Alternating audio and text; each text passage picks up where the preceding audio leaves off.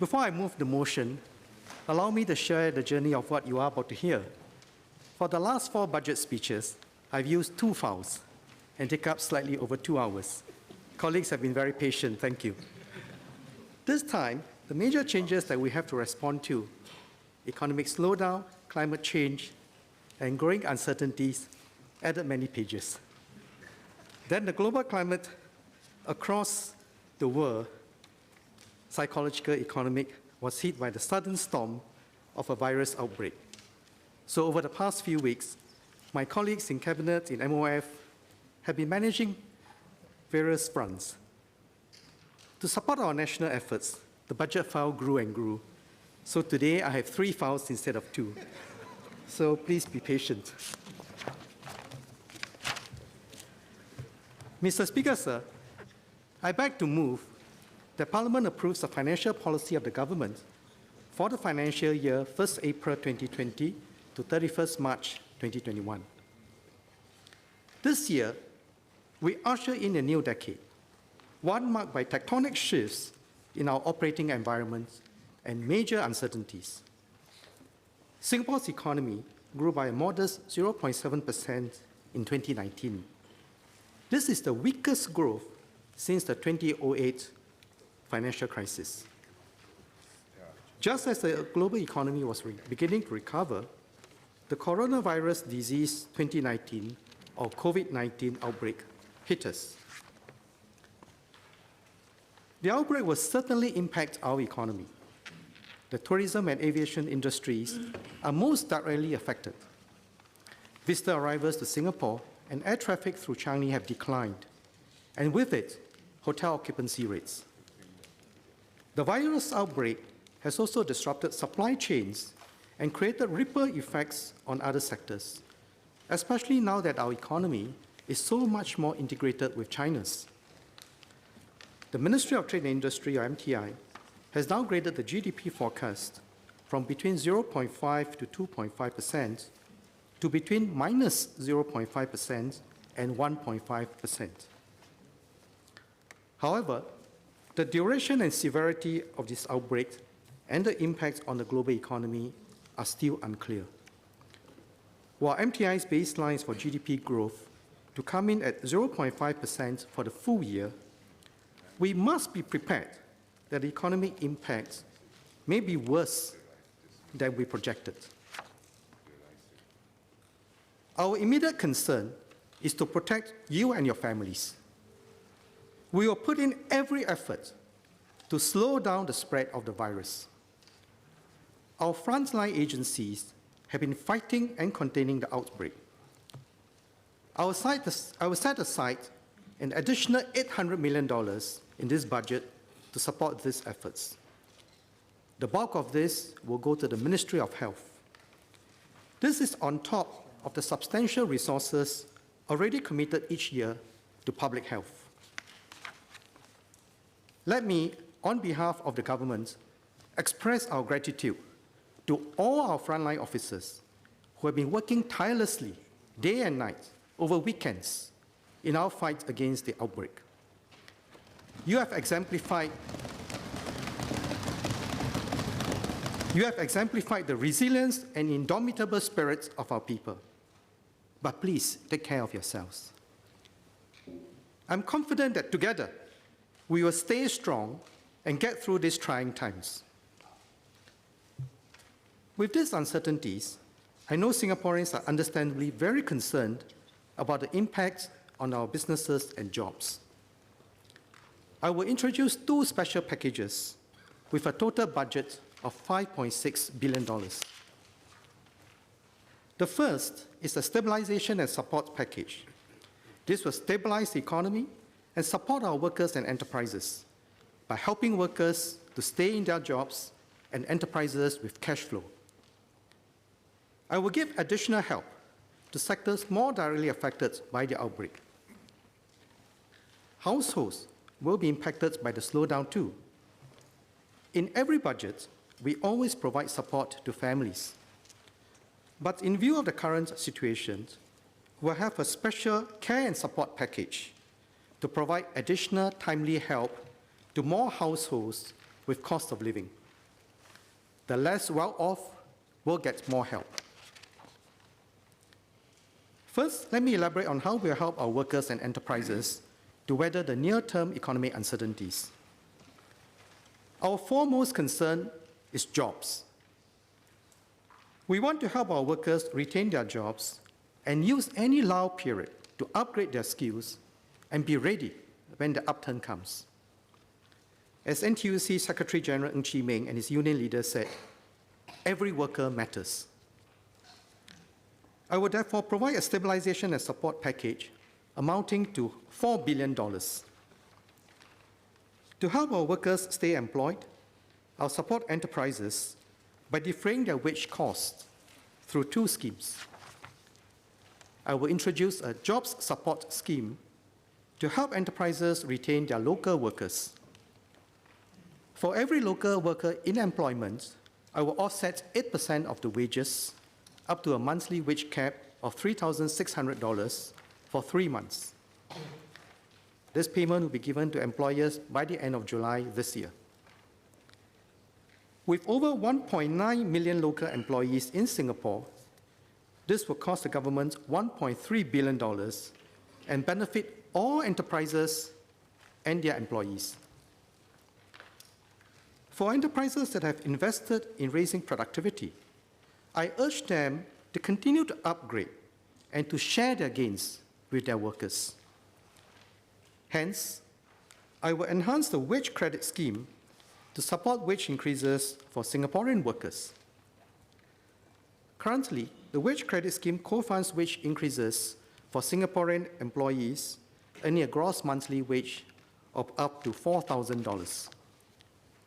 I will raise the monthly wage ceiling from $4,000 to $5,000 for qualifying wage increases given in 2019 and 2020, so that more Singaporean employees will benefit. I will also raise the government co-funding levels for 2019 and 2020 qualifying wage increases by 5 percentage points to 20% and 15% respectively. With these enhancements, another $1.1 billion will go to about 90,000 enterprises to benefit more than 700,000 Singaporean employees. The stabilization and support package will also provide economy-wide support to help enterprises with cash flow. First, I will grant a corporate income tax rebate for year of assessment 2020 at a rate of 25% of tax payable, capped at $15,000 per company. This rebate will benefit all tax-paying companies and cost about $400 million. I will also enhance several tax treatments under the corporate tax system for 1 year. For instance, I will allow enterprises a faster write-down of their investments in plant and machinery and renovation and refurbishment incurred for year of assessment 2021. This will put more cash in the hands of our enterprises. For example, hotels can now take advantage of this lull period to carry out upgrading work and be better prepared for the upturn. To help enterprises access working capital more easily, I will also enhance the enterprise financing scheme's working capital loan component for 1 year. I will raise the maximum loan quantum from $300,000 to $600,000 and increase our risk share on these loans to 80% from the current 50 to 70%.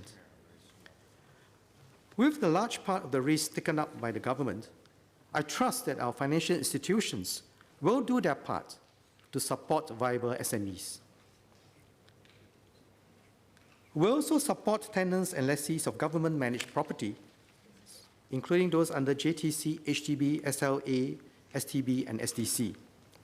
They can approach our agencies to discuss options for more flexible rental payments, such as installment plans. Each request will be assessed individually, taking into account the enterprise's circumstances. Sectors directly affected by COVID-19 will get additional support. These 5 sectors are tourism, aviation, retail, food services, and point-to-point transport services. To help employers in these sectors retain and reskill workers, we'll enhance support under the Adapt and Grow initiative for this year, specifically through redeployment programs in the tourism, aviation, retail, and food service sectors. For these sectors, we will extend the funding period for reskilling from 3 months to a maximum of 6 months. Together with the Jobs Support Scheme, we will support employers in these sectors to retain and train more than 330,000 local workers. These workers can make full use of the downtime for training and upskilling to prepare for the recovery. We also help affected sectors with their operating costs and cash flow.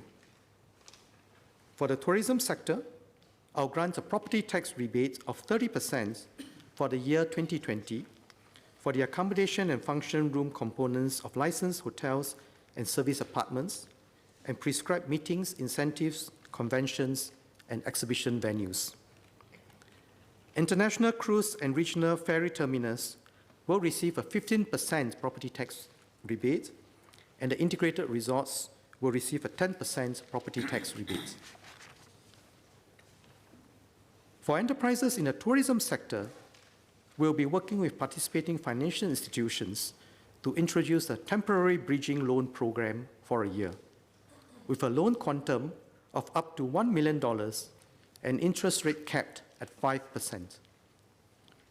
The government will take on 80% of the risk of the loan. This will provide more cash flow on top of the enhanced working capital loan I announced earlier.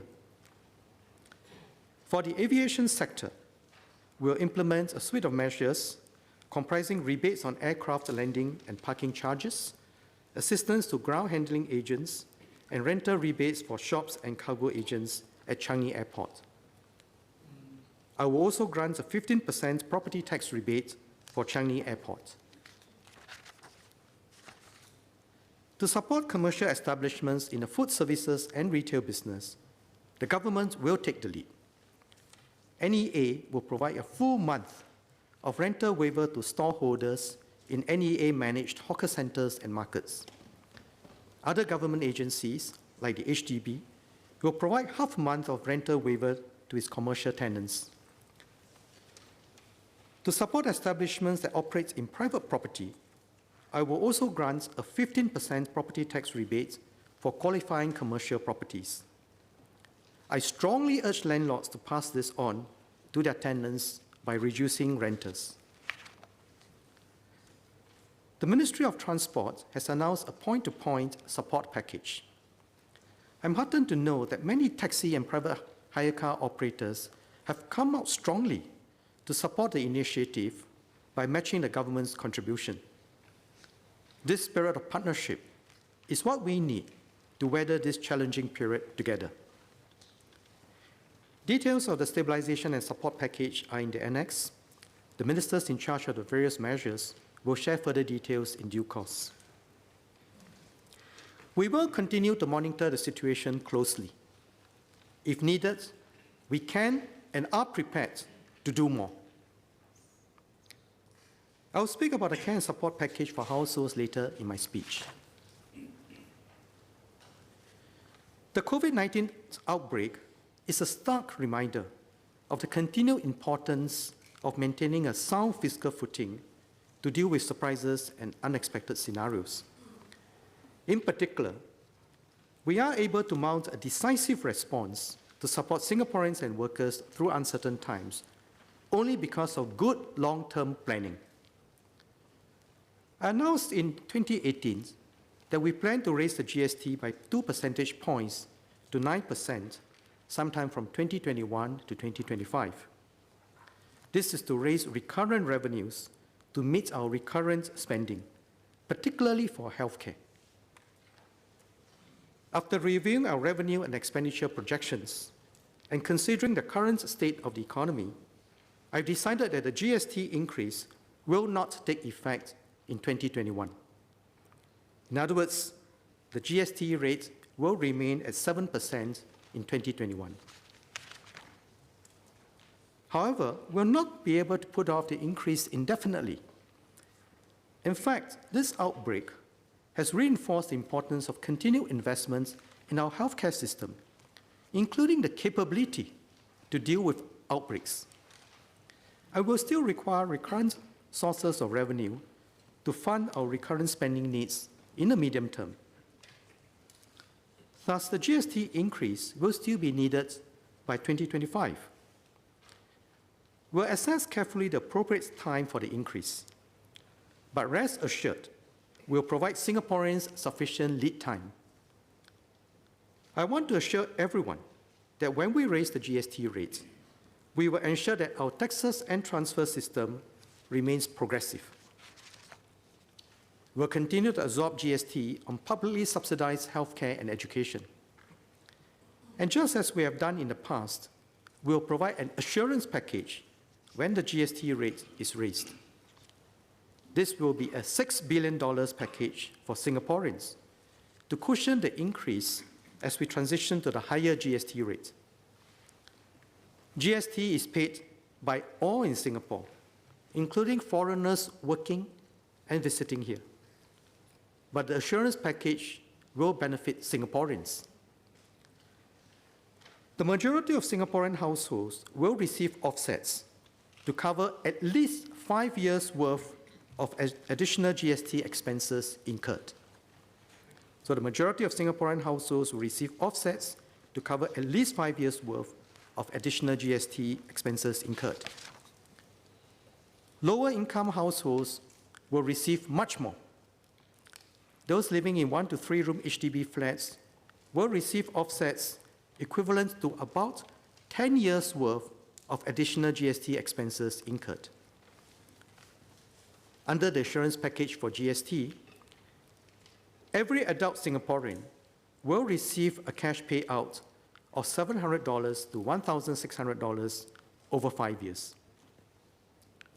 To illustrate, a family of 4 with a combined income of $6,000 living in a 4-room HDB flat can receive about $7,000 in offsets over 5 years in total. This includes cash of about $4,000. Over and above the transitional support, we already have the permanent GST voucher or GSTV scheme. It defrays GST for lower to middle income Singaporeans. When the GST is raised, I will enhance the permanent GST voucher scheme. I will maintain the government's public commitments to fully offset the GST for the lower half of retiree households, significantly offset the GST for the upper half of retiree households, and offset about half of the GST for lower income households with no elderly persons. This is the government's way of ensuring our system of taxes and transfers remains progressive and supports Singaporeans through the change, while enabling us to fund our future needs in a sustainable way.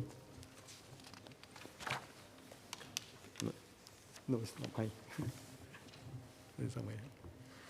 To meet these commitments, I will set aside $6 billion for the assurance package in the GSTV fund in this year's budget.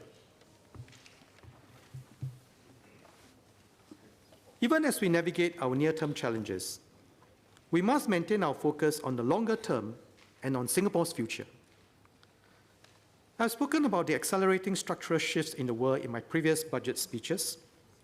First, the decline in support for globalization. Second, the shift in global economy weight towards Asia, which brings new opportunities. Third, the rapid advancement of technology. And more recently, the risk of a technologically bifurcated world.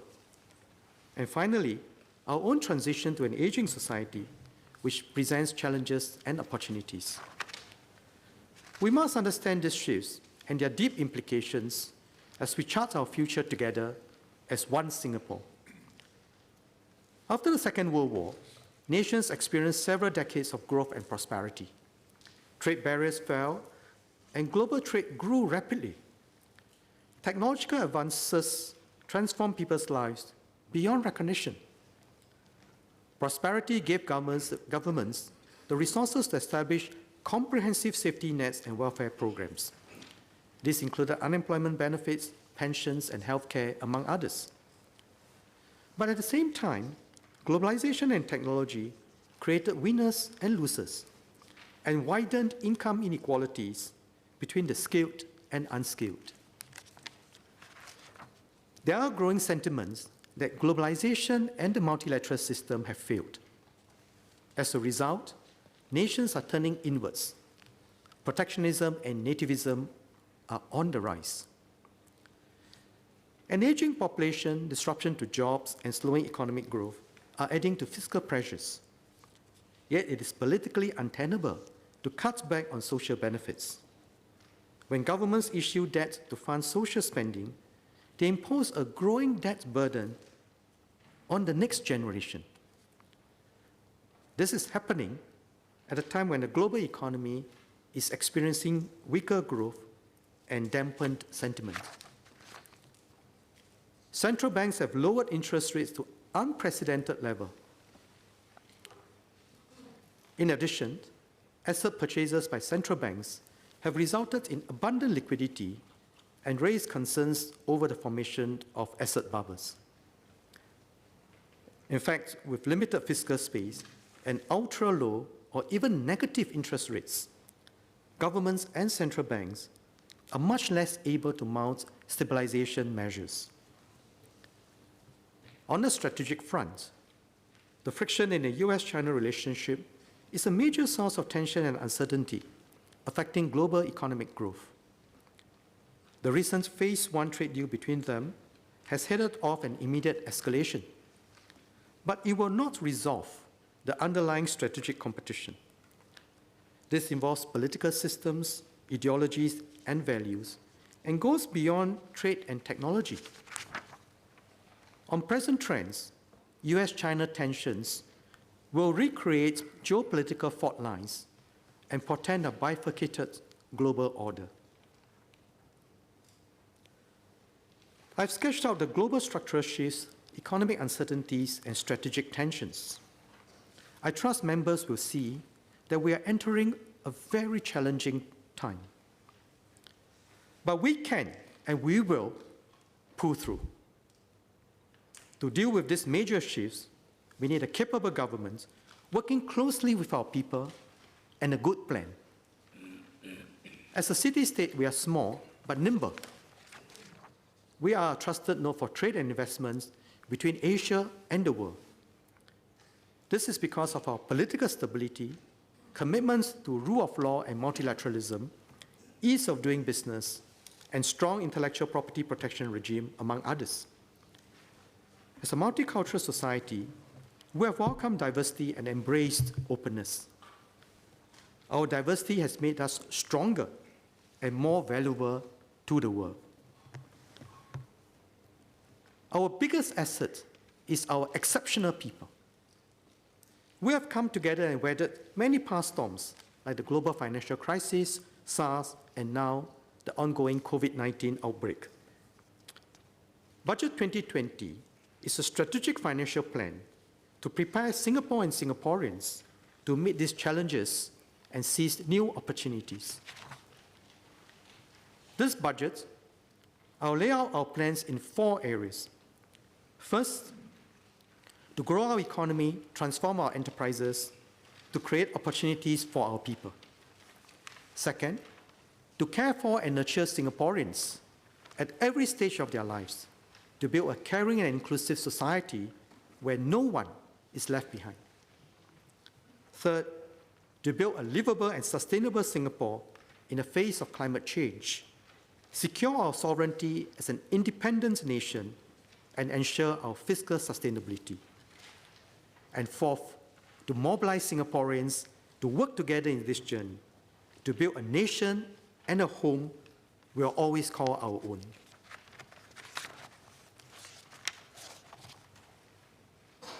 Let me start with growing our economy and transforming our enterprises. The structural changes I described earlier bring both opportunities and challenges.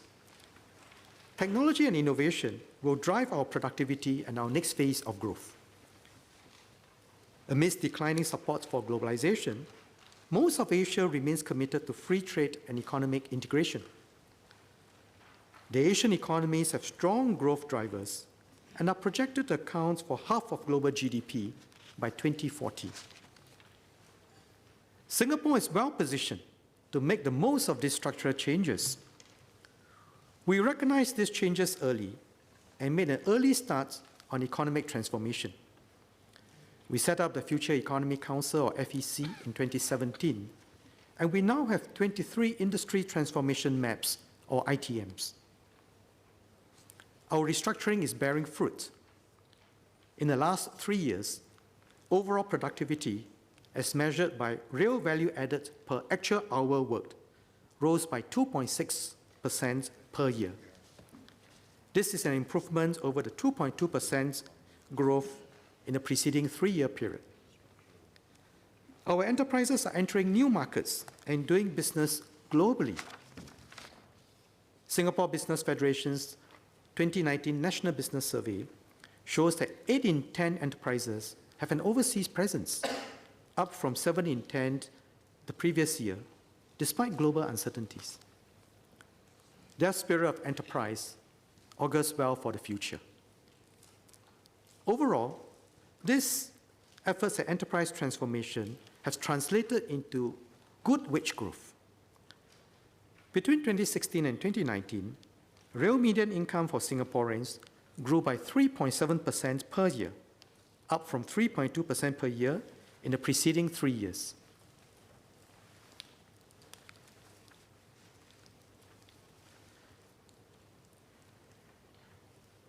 Two years ago, I set out our vision of Singapore as a global Asian node of technology, innovation, and enterprise. Our economy will be one driven by innovation and digitalization. Singapore will serve as a launchpad for multinationals and regional corporates to access Asia and for Asian enterprises to go global. Our enterprises will compete on value and reach new customers, and these enterprises will be powered by a skilled, adaptable, and Asia-ready workforce. To support this vision, in this budget, I will introduce a set of measures to drive our transformation and growth strategy. There are 3 key thrusts. First, enabling stronger partnerships. Second, deepening enterprise capabilities. Third, developing our people. Including sums allocated in previous years, I'm allocating a total of $8.3 billion over the next 3 years to enable transformation and growth. Let me begin with the first thrust of our transformation and growth effort, which is to enable stronger partnerships with the world to expand our economic space within Singapore to build on our work through the FEC and ITMs. As a small, open economy, we must continue to strengthen partnerships with the world. We have an extensive network of economic linkages, including free trade agreements, international investment agreements, and avoidance of double taxation agreements. For example, Minister Indrani signed our latest avoidance of double taxation agreement with Indonesia earlier this month. Beyond economic connectivity, we are enhancing our digital connectivity to create new value. Singapore Customs is connecting our networked trade platform with the customs portals of our trading partners. Just last month, we concluded our first digital economy agreement with Chile and New Zealand. It will foster interoperability and address frontier issues like artificial intelligence governance and to enable more trade. The digitalization of finance will also open up new ways of doing business. Between 2015 and 2019, annual investments in fintech, financial technology, have risen 6-fold to over $1 billion. Players from different domains and around the region are coming together to bid for MAS's digital banking licenses. To make the most of our global links, we must strengthen partnerships within Singapore to bring good ideas to global markets. Under our Research, Innovation and Enterprise 2020 plan, we are sustaining investments into promising ideas. This includes artificial intelligence, industrial robotics, urban solutions and sustainability, and health and biomedical sciences, among others. Through partnerships among the government, industry, and research community, we are turning these ideas into new businesses with global potential. For instance, Singapore was one of the first cities to allow autonomous vehicles, or AV, testing on public roads. Many AV players have set up here, testing their technologies with National University of Singapore and Nanyang Technological University, seeking to win the global race. In the biomedical industry, the number of startups has doubled from 2014. More than 300 biomedical startups are now bringing discoveries from bench to bedside and looking to export them to the region. In fact, our research institutes are part of the global fight against COVID-19, developing rapid diagnostic kits already in use here and sent to China.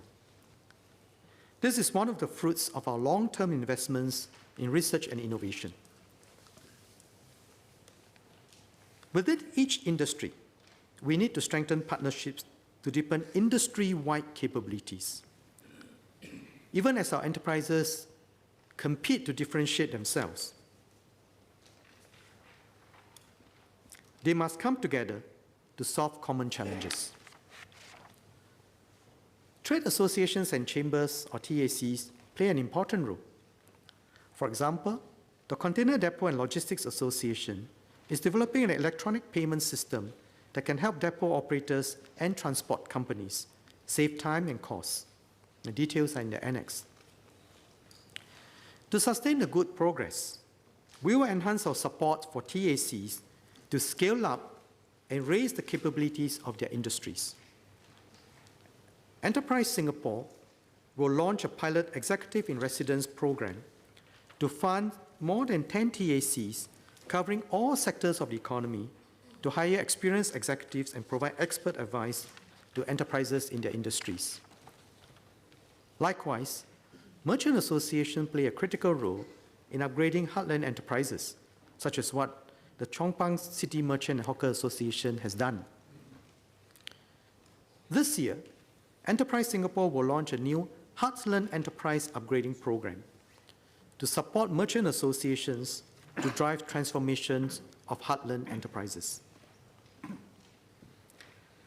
I've covered how we are deepening partnerships.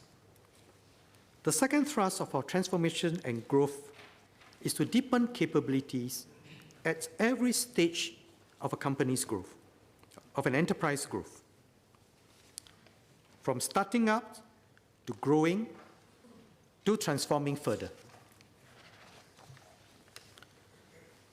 Our enterprises must be the incubators of innovation, the crucibles for skills upgrading, and the creators of good jobs for our people. Many of our enterprises are deepening their capabilities by innovating, digitalizing, and venturing overseas. This includes smaller companies like Yongleng Trading Company, a local provider of sealing solutions for industrial customers, and PDS International, a developer and distributor of personal protective equipment. By adopting digital platforms, they have accessed new markets, raised revenues, and reduced costs. Larger local companies are also transforming. GoBell Group, an industrial vehicle leasing company, launched an in-house accelerator, while MoveOn, an optics manufacturer, partnered our research institutes to develop enhanced production technologies for micro-optical systems. More details are in the annex. We will enhance our support to enterprises at each stage of their growth to deepen their capabilities in an enterprise-centric way. Let me begin with startups. Our startup ecosystem is vibrant. There are about 3,800 technology startups in Singapore and about 150 venture capital funds investing in startups here and in the region. Our startup ecosystem is ranked in the top 15 globally in a Global Startup Ecosystem report. Startup SG helps startups get their ideas off the ground. It provides holistic support, including co-investments, mentorship, and fiscal space. Through co-investment schemes like Startup SG Equity, we have catalyzed over $560 million in private sector funding over the last 4 years. This year, we'll improve support for deep tech startups. Deep tech startups are those in emerging technology areas such as farm bio and medtech, advanced manufacturing, and agri-food tech. They have high potential to be competitive and stimulate innovation in their sectors. But these startups need larger investments, longer gestation periods, and face higher risks. Investors are hence less prepared to invest in deep tech startups. To catalyze investments into deep tech startups, I will set aside an additional $300 million under the Startup SG Equity. We expect to draw in more than $800 million of private funding over the next 10 years.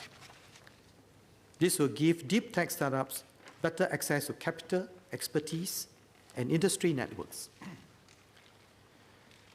We have also been supporting them through schemes such as SME Go Digital.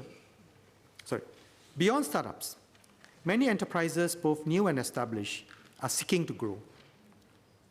We have been supporting them through schemes such as the SME Go Digital program and the Market Readiness Assistance Grant. This year, we will enhance support for these enterprises through an Enterprise Grow package. This package aims to help enterprises identify business needs, adopt pre-approved digital technologies, and take the first steps to enter new markets. First, we'll launch the Go Business platform, a single touch point for enterprises to transact with government digitally. Second, we'll drive greater adoption of digital technology. We'll expand the SME's Go Digital program. Across all 23 ITM sectors, we will have industry digital plans or equivalents and enable enterprises to access pre-approved digital solutions. Third, to help more enterprises enter new markets, we'll enhance the Market Readiness Assistance Grants by expanding the funding support and coverage to include, for example, FTA consultancy. We must continue to support the growth of our enterprises and, as they mature, drive deeper transformation. Today, through the Enterprise Development Grant, or EDG, Enterprise Singapore provides integrated support for enterprises to innovate and internationalize. For enterprises to transform, they need to strengthen their leadership and management capabilities. This year, we will introduce an Enterprise Transform package with a focus on leadership. Enterprise Singapore will launch the Enterprise Leadership for Transformation program to support business leaders of promising small and medium enterprises to achieve the next bound of growth. Over the next 3 years, we aim to support business leaders of 900 enterprises in business transformation with training and mentorship. We will work with institutes of higher learning, or IHLs, banks, and industry experts, and facilitate collaboration. In tandem, we will continue to broaden transformation through the EDG by expanding its reach. In FY 2020, we expect to support about 3,000 projects through the EDG, an increase of more than 10% from the number today. The third thrust of our transformation and growth efforts is to develop our people so as to enable our people to access good jobs, earn good wages, and stay employable. Economic growth is a means to creating a better life for our people. We must nurture every Singaporean to their fullest potential. The government's promise to Singaporeans is this: Regardless of your starting point, as long as you're willing to learn, we will support you to learn throughout life, in pre-employment, in your working years, as we pursue lifelong learning and employability. We'll bring in different partners, including IHLs, enterprises, and the labor movements, to help you do so. Let me begin with the role of our IHLs. Our IHLs provide a strong foundation in learning and have partnerships with industry. IHLs and the industry have distinct roles, and by aligning this to keep learning relevant, students can secure good jobs. Employment rates are high and starting salaries have increased. We develop Singaporean talent in partnership with enterprises under the Singapore Industry Scholarship Scheme. Many of them have graduated and are developing their careers with leading enterprises like ST Engineering and Micron. Our local students are well prepared to thrive in other countries and cultures, including in Asia. About half of all local IHL students today gain experience abroad through programs such as internships, exchanges, and service learnings or study trips. In my pre-budget dialogue with youth leaders, I was struck by their understanding of the importance of learning new skills and exploring new opportunities. They look forward to overseas exposure and postings in the region. To support our local students to acquire cross-cultural skills and understand our region better, we will set ourselves a 70-70 target. 70% of local IHL graduates to have overseas experience, and 70% of this group to have exposure to ASEAN, China, or India. To achieve this target, we'll introduce a new Asia Ready Exposure Program to support local youth visits to cities in ASEAN, China, or India. We'll also enhance support for internships under the Global Ready Talents Program. Beyond pre-employment education, we must also support our people who are already at work. With shorter technology cycles and more intense global competition, skills acquired when we are young need to be constantly refreshed. Career transitions will be more common, even the norm. Our SkillsFuture movement seeks to enable our people to learn, develop new skills, and stay employable. 5 years after the launch of SkillsFuture, we've made good progress. The training participation rate has risen from 35% in 2015 to 49% in 2019. As of end 2019, the SkillsFuture credit has helped more than 500,000 Singaporeans pick up new skills and develop new interests. This includes Mr. Kowi Tek, a fintech executive who will apply his learning in project management to serving his clients, as well as Madam Julia Jahaya, a certified trainer who deepened her people development skills. Singaporeans are also upskilling and accessing good jobs in growth sectors with the support of employers. Younger Singaporeans are undergoing on-the-job training while getting a qualification. Singaporeans who have been working for some time have adapted and grown their skills. One good example is Ms. Noor Hidayah binti Abu Bakar, whom I met at WSG last year. After leaving the electronics industry, Ms. Hidayah joined ATOS Holdings as an auxiliary police officer. She went through the tough training as part of the professional conversion program. Today, she not only earns more and has a clearer career pathway, but she is also helping to keep Singapore safe. I'm very encouraged by the efforts made by Singaporeans to acquire new skills in the midst of the major structural changes in the global economy. To further support them in this journey, the government will invest in the next bound of SkillsFuture. There will be 3 elements to this. First, enabling the individual. Second, enhancing the role of our enterprises. And third, a special focus on mid-career workers. First, to support Singaporeans to continue learning, I will provide a one-off SkillsFuture credit top-up of $500 for every Singaporean aged 25 years and above. The top-up will be available for use from 1st October 2020. Unlike the earlier $500 credit, which had no expiry date, this top-up will expire in about 5 years, by end 2025. This is to encourage Singaporeans to take action early to learn new skills and to make the best use of this period of economic slowdown. Second, we want to enhance the role of enterprises in developing their staff. Enterprises know best the skills needed for their businesses to transform and can play a key role in helping their workers learn and apply new skills. By investing in their staff, they build a stronger workforce, which can in turn help enterprises succeed. So we must strive to achieve this virtuous cycle. A good example is Containers Printers, a local food packaging company. It has adopted digital technology and trained its workers to take on higher value-added roles like real-time monitoring of production. In our unique tripartite model, the labor movement plays a crucial role.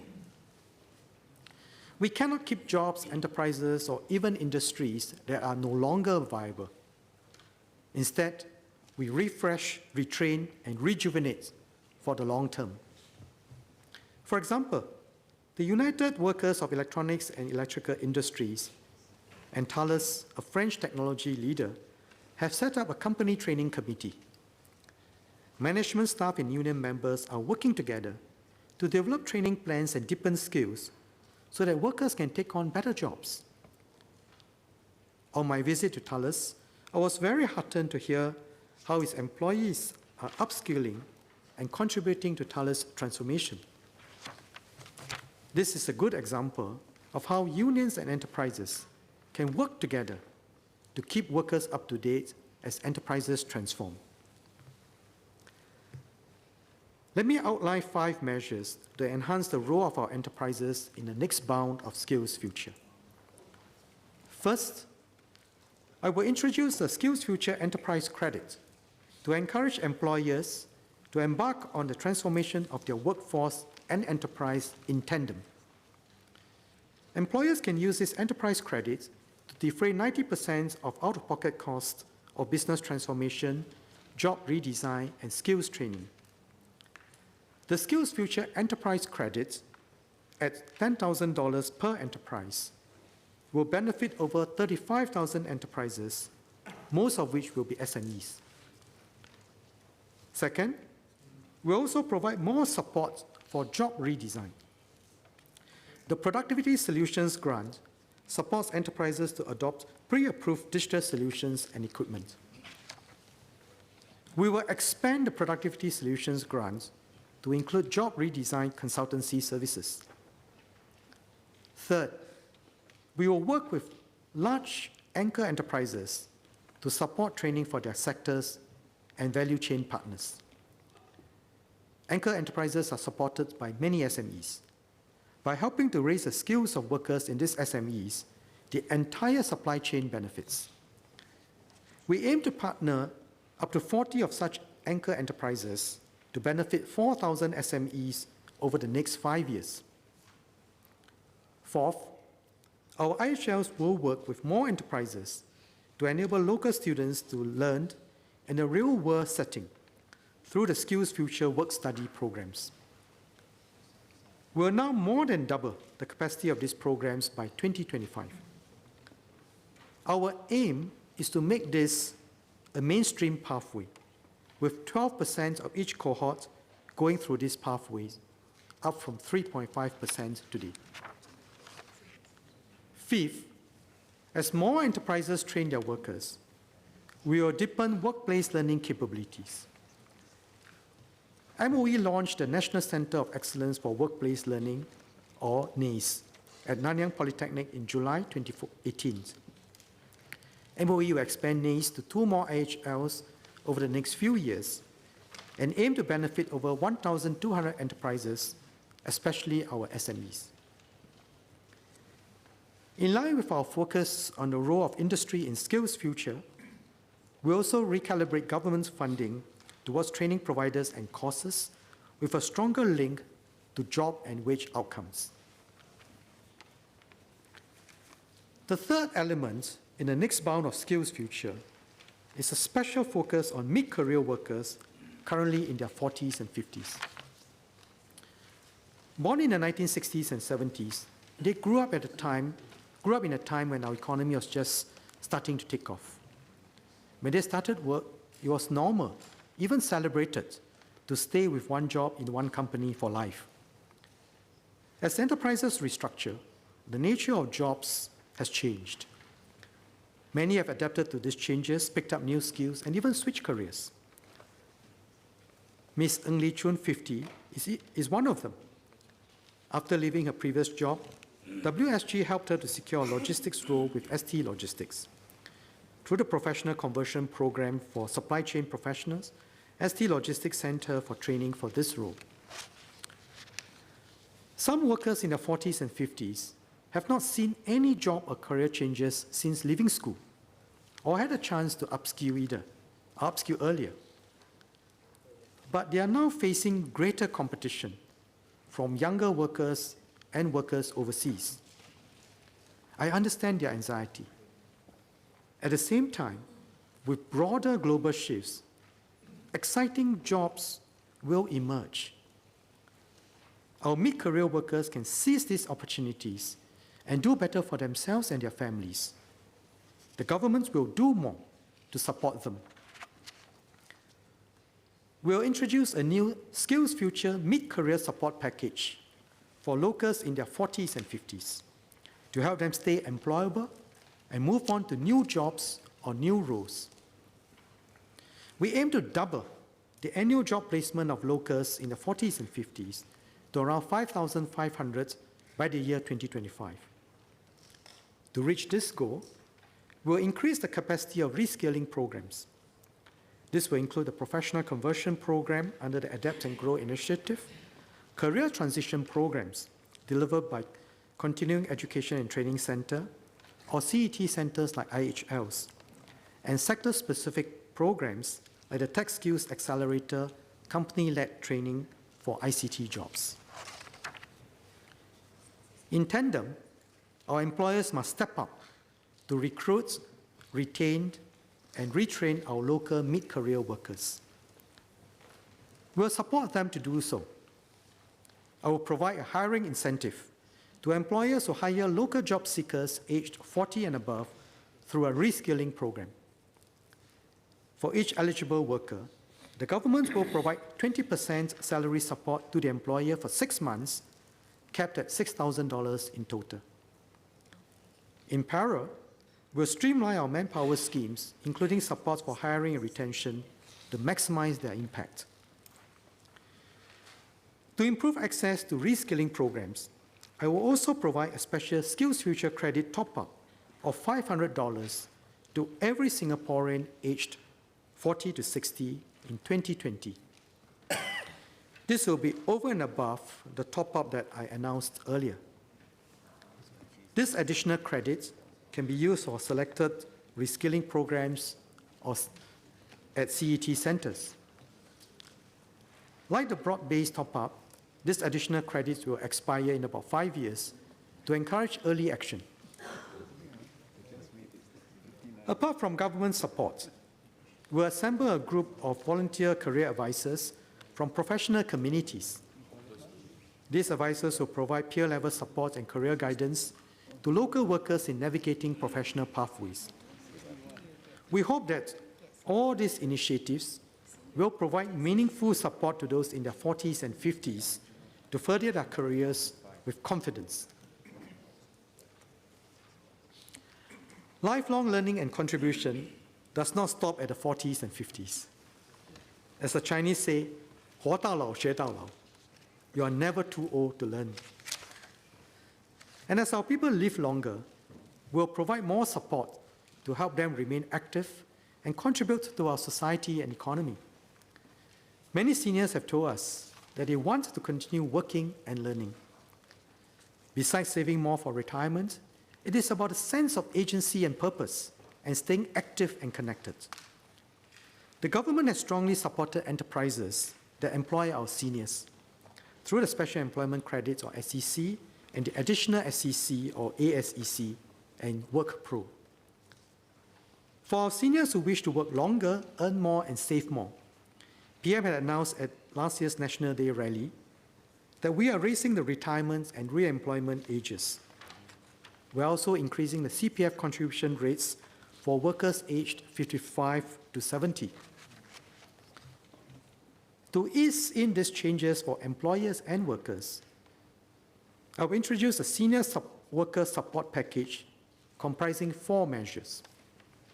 First, I will refashion SEC and ASEC into a senior employment credit, which will take effect from 2021.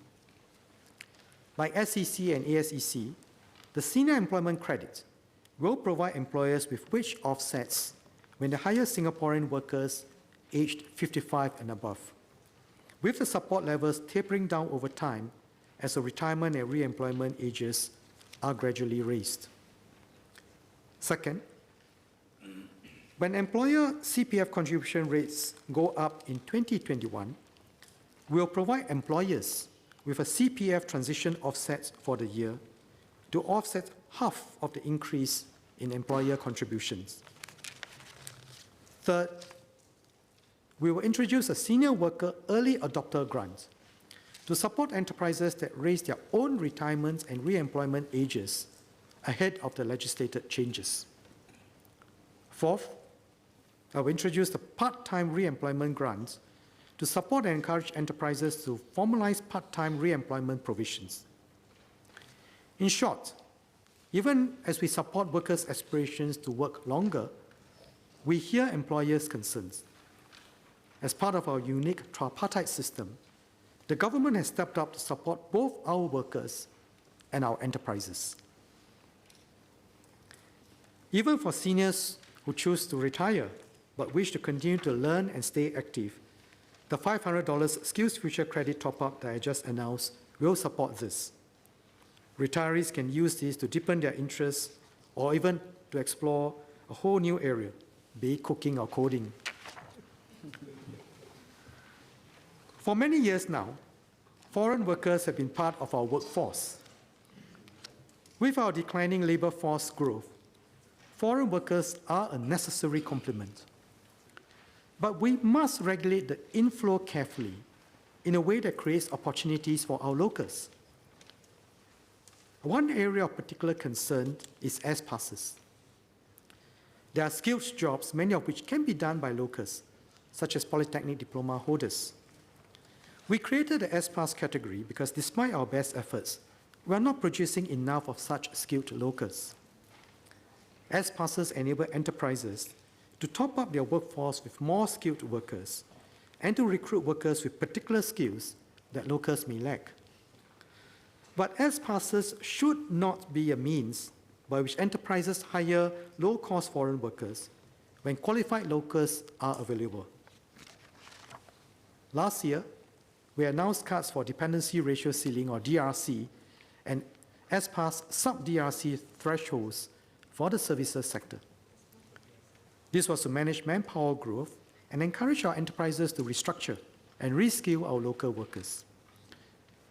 We have been monitoring the manpower growth closely.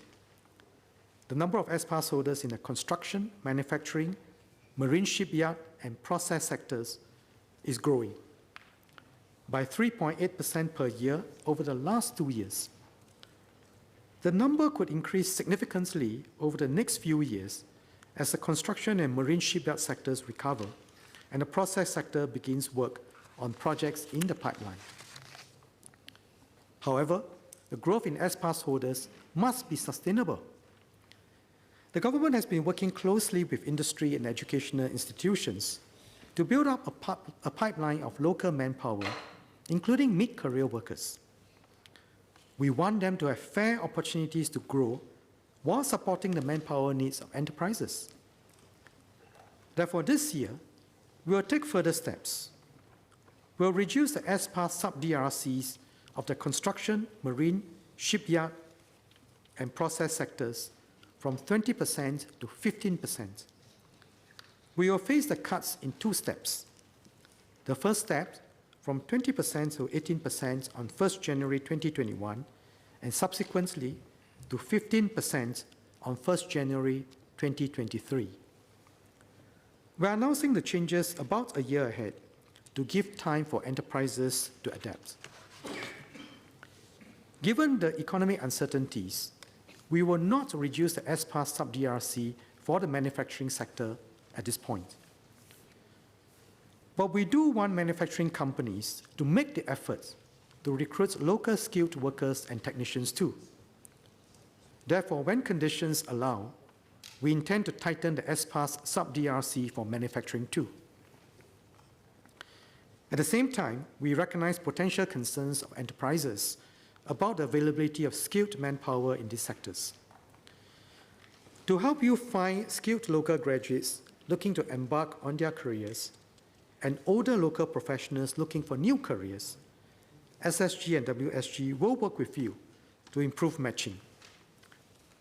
Enterprises that have specific needs can continue to apply for additional manpower flexibilities in exceptional cases through schemes such as the Lean Enterprise Development Scheme. In view of the economic conditions, I will maintain the foreign worker levy rates for all sectors for 2020. Mr. Speaker, sir, the government appreciates the concerns of our workers and enterprises. In the immediate term, we are facing headwinds with the shocks and uncertainties. But in the medium term, we are facing deep structural shifts in the global economy. We have to tackle both challenges head-on. The government will support our enterprises and workers with the near-term challenges through the Stabilization and Support Package for workers and enterprises. To tackle medium-term challenges, our transformation and growth strategy will support efforts to deepen enterprise capabilities, develop our people, and forge stronger partnerships through our tripartite structure. By positioning Singapore as a global Asian node of technology, innovation, and enterprise, we can ride on the next wave of structural changes resolutely. The respective ministers will provide more details of the schemes I've mentioned in this section earlier.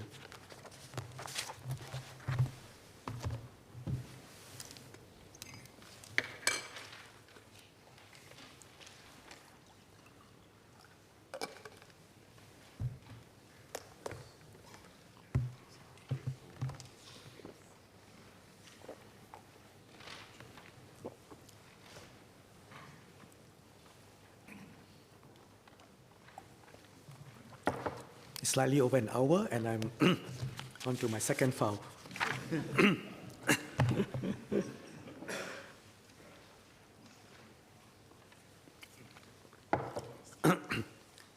Mr. Speaker, sir, a vibrant economy provides good jobs and opportunities for Singaporeans and allows families to do well. It also gives us the resources to support our people with their needs to build a caring and inclusive home.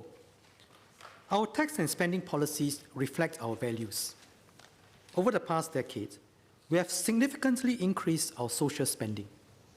Between 2010 and 2019, we tripled our healthcare expenditure from $4 billion to about $12 billion a year to meet the growing needs of our seniors and to ensure that every Singaporean has access to affordable and quality healthcare. We increased our investments in education from $10 billion to about $13 billion, so that all Singaporeans will have the best chance to fulfill their fullest potential. We increased expenditure on national development from $2.4 billion to $3.6 billion, with the bulk of this going into subsidies on public housing, so that every Singaporean household can have a home to call their own. Last year, we gave out about $1.1 billion in cash to Singaporeans who need more help. The payouts were provided through structural schemes, such as ComCare for the vulnerable, workfare income supplements for lower wage workers, and GST voucher cash for lower income Singaporeans, and silver support for the vulnerable elderly. This social spending reflects our commitment to invest in our people, to give every citizen a stake in our society, to care for our seniors, and to provide more help to those with less. This budget, we will continue to care for Singaporeans in the following ways. First, we will build on our efforts to support our families. Second, we will support and enable our seniors in their retirement years. Third, we will promote a stronger giving culture. I'll first touch on how we will further support our families. Good education provides a strong foundation for children to grow, realize their aspirations, and continue a journey of lifelong learning. We have committed to decisive shifts in the government's support for early childhood development. We are determined to give every child, regardless of circumstances, a good start in life. As PM announced at the National Day rally last year, we will step up efforts to improve the affordability, accessibility, and quality of preschool services. We have significantly enhanced preschool subsidies and made them available to more families from this year. We also increased the share of government-supported preschool places from just 50% today to 80% by around 2025. Overall, we are doubling our support for our young in their preschool years. In 2018, the government spent about $1 billion on the early childhood sector. Within the next few years, this will double to over $2 billion per year. In the primary to pre-university school years, education is already heavily subsidized for Singaporeans. Primary school is free for all Singaporeans, while the secondary school fee is $5 a month. Students pay a few dollars of miscellaneous fees.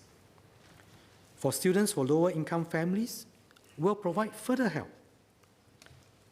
We will enhance the MOE financial assistance scheme by raising the annual bursary quantum for pre-university students from $900 to $1,000. We also increase transport subsidies for all students and school meal subsidies for secondary school students. The enhanced financial assistance scheme will cost an additional $9 million per year, or a total of $52 million per year. We announced that we would enhance bursaries for diploma and degree holders last year.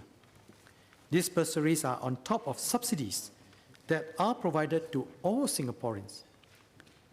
Starting from academic year 2020, students from lower and middle income families in the polytechnics and autonomous universities can benefit from higher bursaries.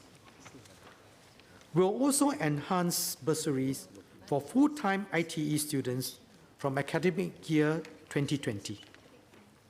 Students from households who qualify under the lowest income tier for bursaries will now receive 100% fee subsidies on top of the cash bursary. Students from lower and middle income households will also benefit from an increase in the cash bursary quantum by up to $200 a year. The cost of bursaries for higher education will rise from $148 million per year to $198 million per year. A good education lays a strong foundation for a better future. This is why this government has been providing significant education subsidies for each child. A Singaporean child will receive over $180,000 of education subsidies in total by the time he turns 16.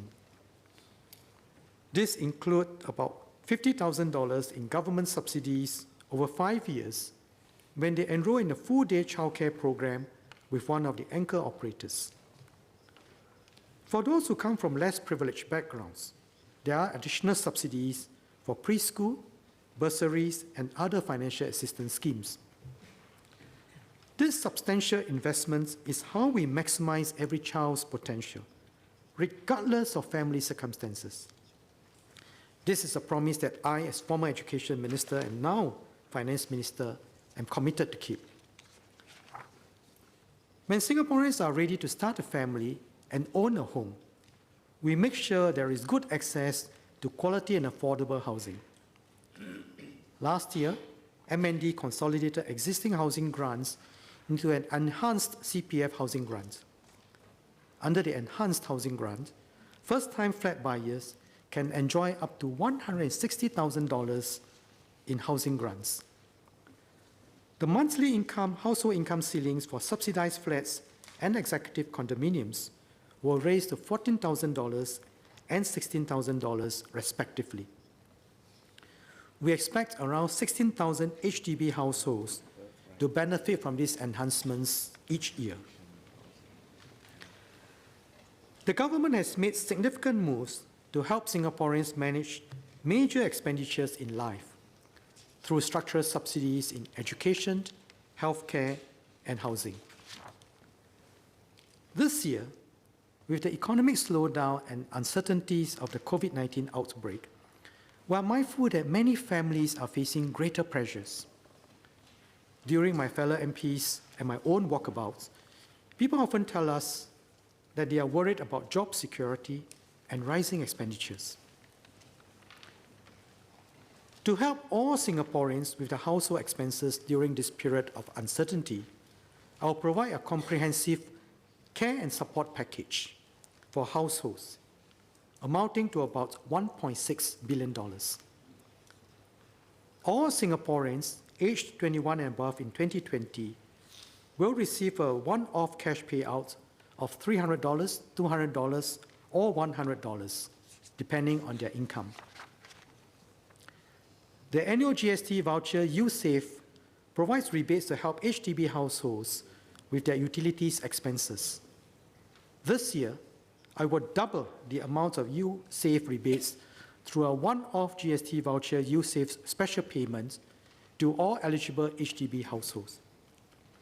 This will help to free up cash for other household expenses. In addition, I will extend the service and conservancy charges rebate by another year. Eligible HDB households will receive rebates of between 1.5 and 3.5 months. Lower income Singaporeans will get additional help with their living expenses. In October 2019, we announced the Workfare Transport Concession Scheme and the Public Transport Voucher to help cushion the transport fare increases for lower income households. To further offset daily living expenses for lower income workers, I will provide a workfare special payment. Singaporeans who on workfare will receive 20% more for work done in 2019 with a minimum payment of $100. This will be given in cash. I will also help needy Singaporeans more directly. They will receive grocery vouchers worth $100 each year in 2020 and 2021 for use at major supermarkets. This directly helps needy households with one of their major cost of living items, food. There will be additional help for families taking care of children and elderly parents. I will provide a further $100 cash payout for every adult Singaporean with at least one Singaporean child aged 20 years and below this year. I will provide an additional GST voucher USAVE rebate for larger households with 5 or more members to help them with their utilities bill. Together with the USAVE special payments I mentioned earlier, larger households can receive a total of 2.5 times their regular USAVE rebates this year. These households can receive up to $1,000 in USAVE rebates depending on their flat type.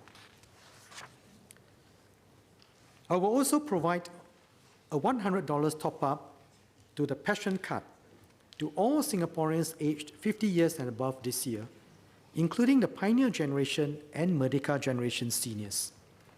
This can be used to pay for groceries, activities, and facilities at community clubs and more. Those who do not currently have a passion card can get one for free to receive the top-up. Our self-help groups have also been working closely with the community to help needy families and children. To enable them to do more, I will provide a $10 million grant to them over 2 years so that they can help more families.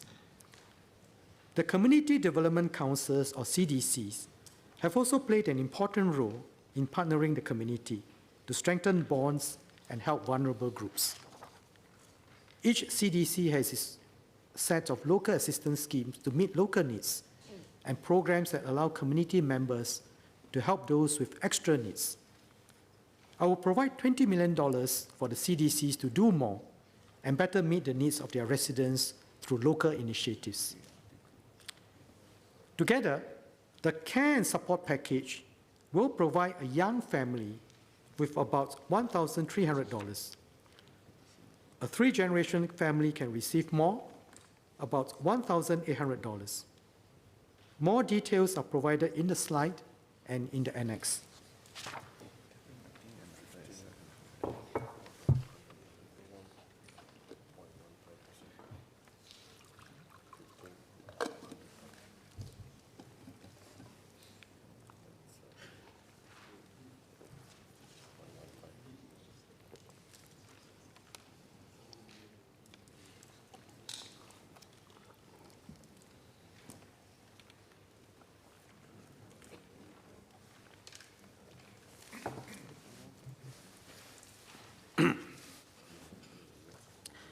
Let me now move on to the second area, which is to support and enable our seniors.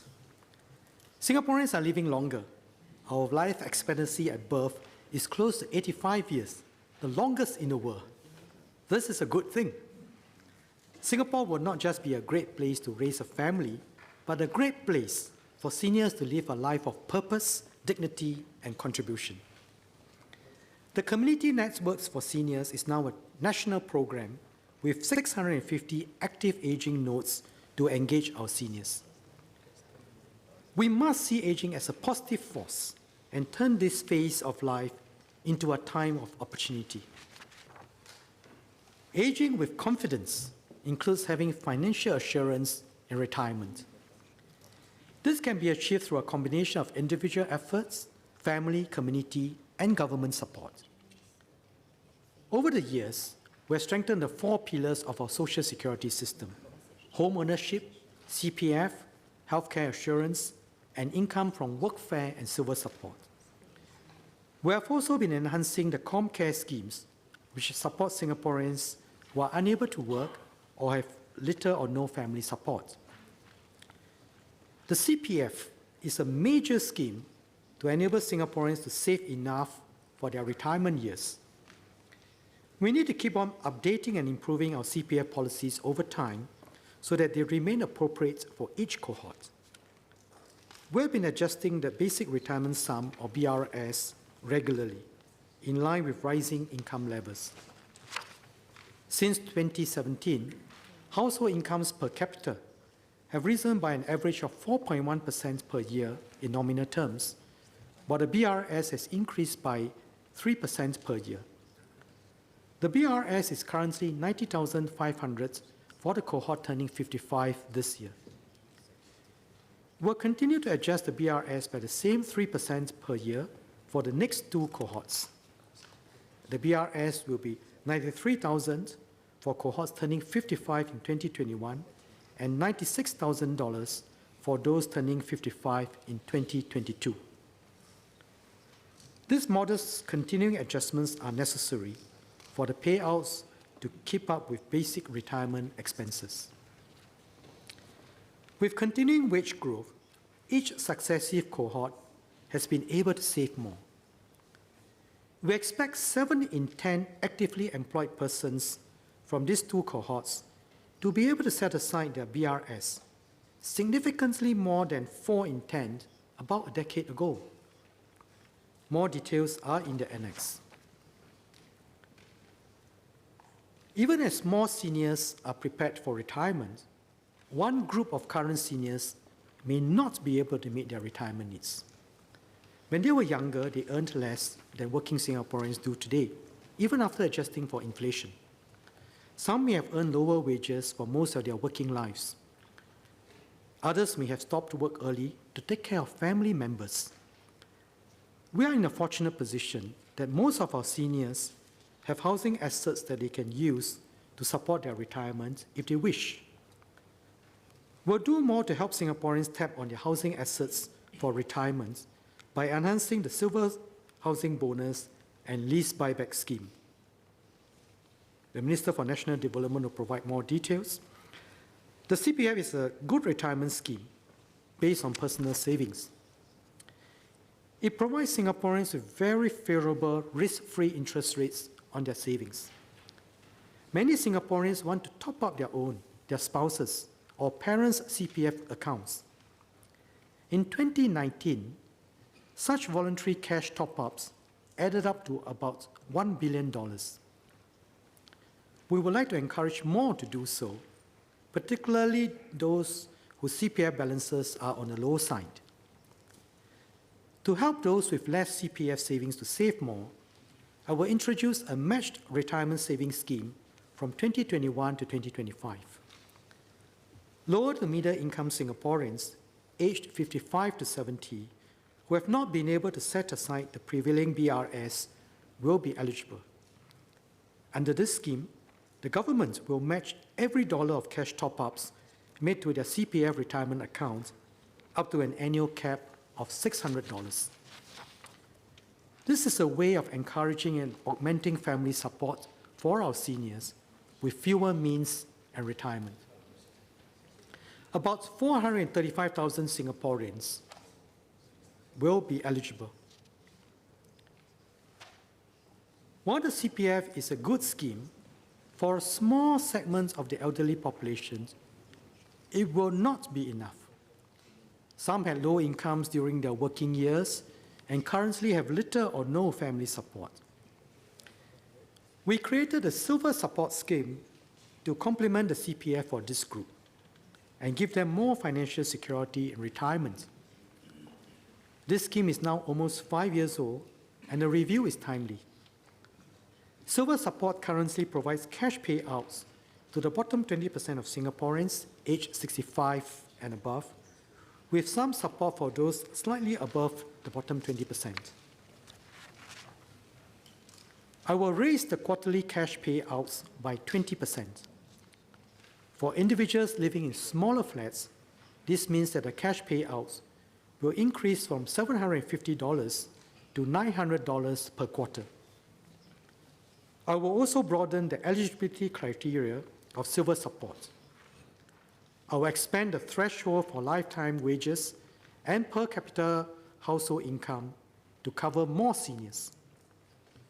There will also be a new payout tier to provide a smaller payout to seniors whose monthly household incomes per person are above $1,300 but not exceeding $1,800. These seniors do not receive silver support today. There is no need to apply. Eligible seniors will be notified by CPF board and start receiving payouts under the enhanced scheme from December 2020. Overall, we expect about 100,000 more seniors to benefit from the enhanced silver support in 2021. The cost of silver support will nearly double from today's $330 million to around $620 million in 2021. More details are provided in the annex. Here is an illustration of how the matched savings, right sizing, and enhanced silver support can add up to help a retired 65-year-old couple to more than double their retirement income. I'll pause here for members to take a look at the example, and details are in the annex.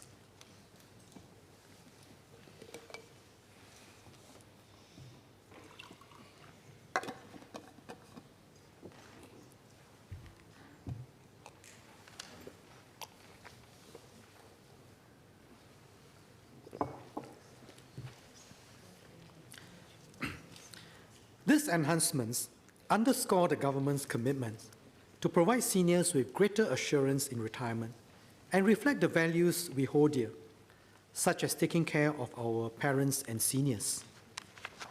They also complement the other schemes for our seniors, such as the Pioneer Generation Package and Merdeka Generation Package. We also help seniors stay active and contribute to the community.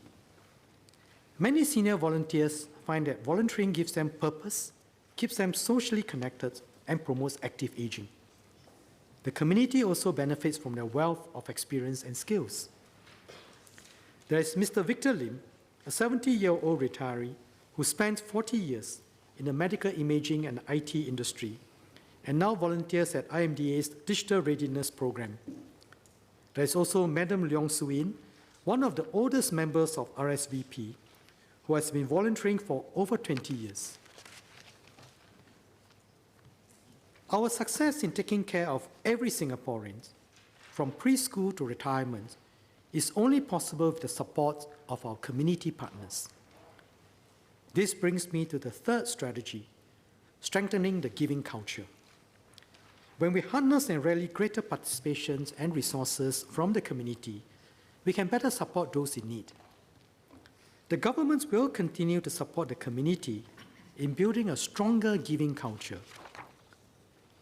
Last year, I announced the Bicentennial Community Fund, which provides dollar-for-dollar matching for donations made to institutions of a public character. This is on top of the 250% tax deduction provided for donations made to IPCs. One of the potential beneficiaries is the Daughters of Tomorrow Limited, which helps disadvantaged women gain new skills and find employment. The organization plans to use the Bicentennial Community Fund to develop staff and volunteers and build their in-house fundraising capabilities. This year, the Ministry of Social and Family Development and the National Council of Social Service will set up the Community Capability Trust to fundraise and support our social service partners in enhancing their capabilities and capacities to serve the community. For a start, together with Toad's Board, I will provide $200 million to the Trust in FY 2020 and match up to $150 million in funds raised over the next 10 years. In total, we'll commit up to $350 million for the Community Capability Trust. This will provide a pool of funds that our social service agencies can tap on to transform themselves for the future. I hope they will make good use of this to strengthen their organizational capabilities, become more productive, and enhance the service infrastructure in partnership with MSF and NCSS. Just like our efforts in the industry transformation maps have positioned our enterprises and economy for the future, the Community Capability Trust will equip social service agencies to bring the social sector forward. Details are in the annex. There is much value to be gained when the community comes together in support of a cause. I'm happy to see the success of movements like the Purple Parade, the Purple Symphony, and Running Hour. These are ground-up initiatives that support inclusion and celebrate the abilities of persons with special needs through activities like music and sports. Everyone can play a part to build an inclusive society from their hearts, in ways big and small. Everyone can play a part to build an inclusive society from their hearts in ways big and small. Many enterprises have also built inclusive workspaces for persons with disabilities or PWDs.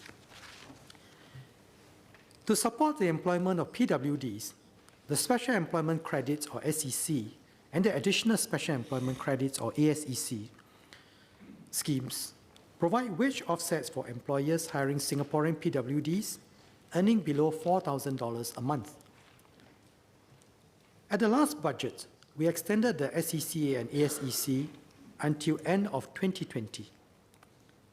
We have received good feedback on the schemes in supporting PWD employment. In 2018, more than 5,700 employers hiring over 8,600 Singaporean PWDs benefited from SEC.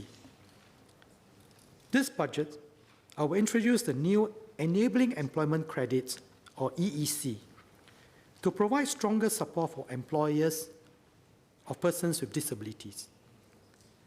The new EEC will replace the current SEC and ASEC schemes for PWD employment.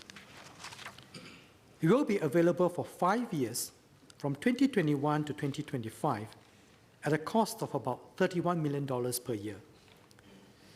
To ensure that EEC remains helpful for persons with disabilities to find employment and remain in the workforce, the government will review the EEC after 2 years and make adjustments if necessary. This budget, I will also top up 3 funds that provide targeted help for the elderly and lower income. I'll provide top-ups of $750 million to the Elder Care Fund, $500 million to the ComCare Fund, and $200 million to the MediFund. These funds provide a safety net for the low income by helping them to meet their daily expenses and healthcare fees. The respective ministers will provide more details of the schemes I mentioned in this section later. Mr. Speaker, sir, Budget 2020 supports the government's long-term strategy of building a caring and inclusive society. We will continue to support our families through the enhancements to our education and housing schemes and the ComCare and the care and support package for households. We will enable our seniors by promoting active aging and providing financial assistance, financial assurance. Let me reread that. We will enable our seniors by promoting active aging and providing financial assurance in their retirement years. We'll also partner the community to build a stronger giving culture so that we can better support those in need. This is our continued effort to improve the lives of our people and our future generations. We must continue to work together to build a society where opportunities are available to every Singaporean at every stage of life.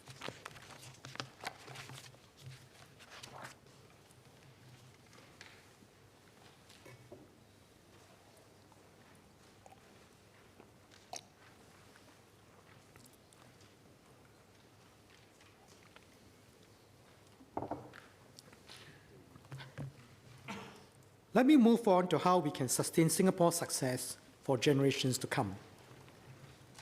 Our pioneers set out to build a high-quality living environment, even when they had to attend to pressing economic and security challenges. They left us a legacy of a clean, green, and livable environment. As the Chinese saying goes, 前人种树，后人乘凉. The generation that planted the seeds does not fully benefit from their toil, but they care to do this for future generations to reap the fruits. In the same spirit, we must plant the seeds to secure a better future for generations to come.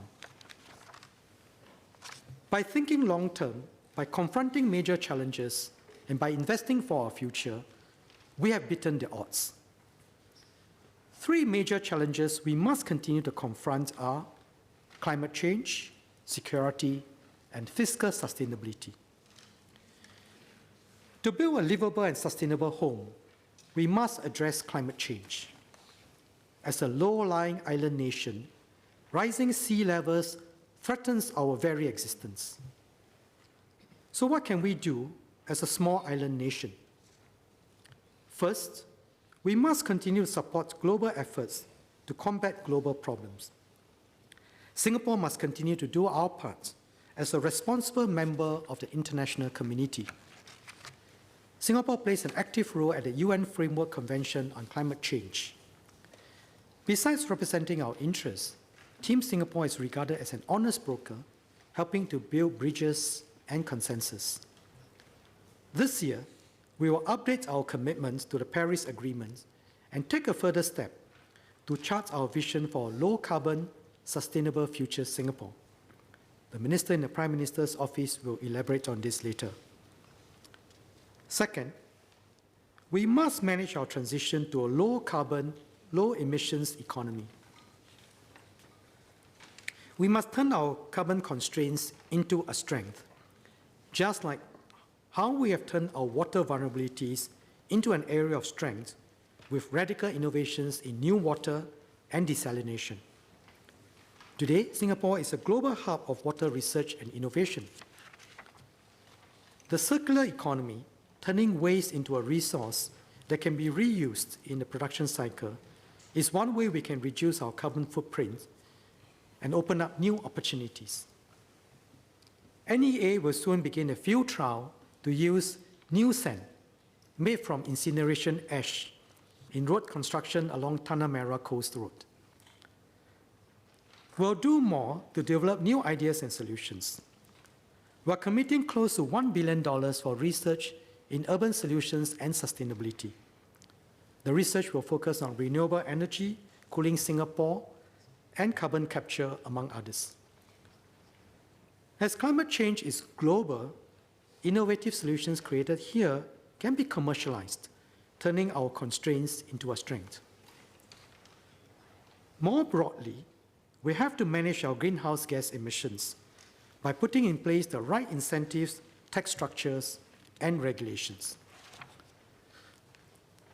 We introduced a carbon tax in 2019 and supported enterprises in improving energy efficiency.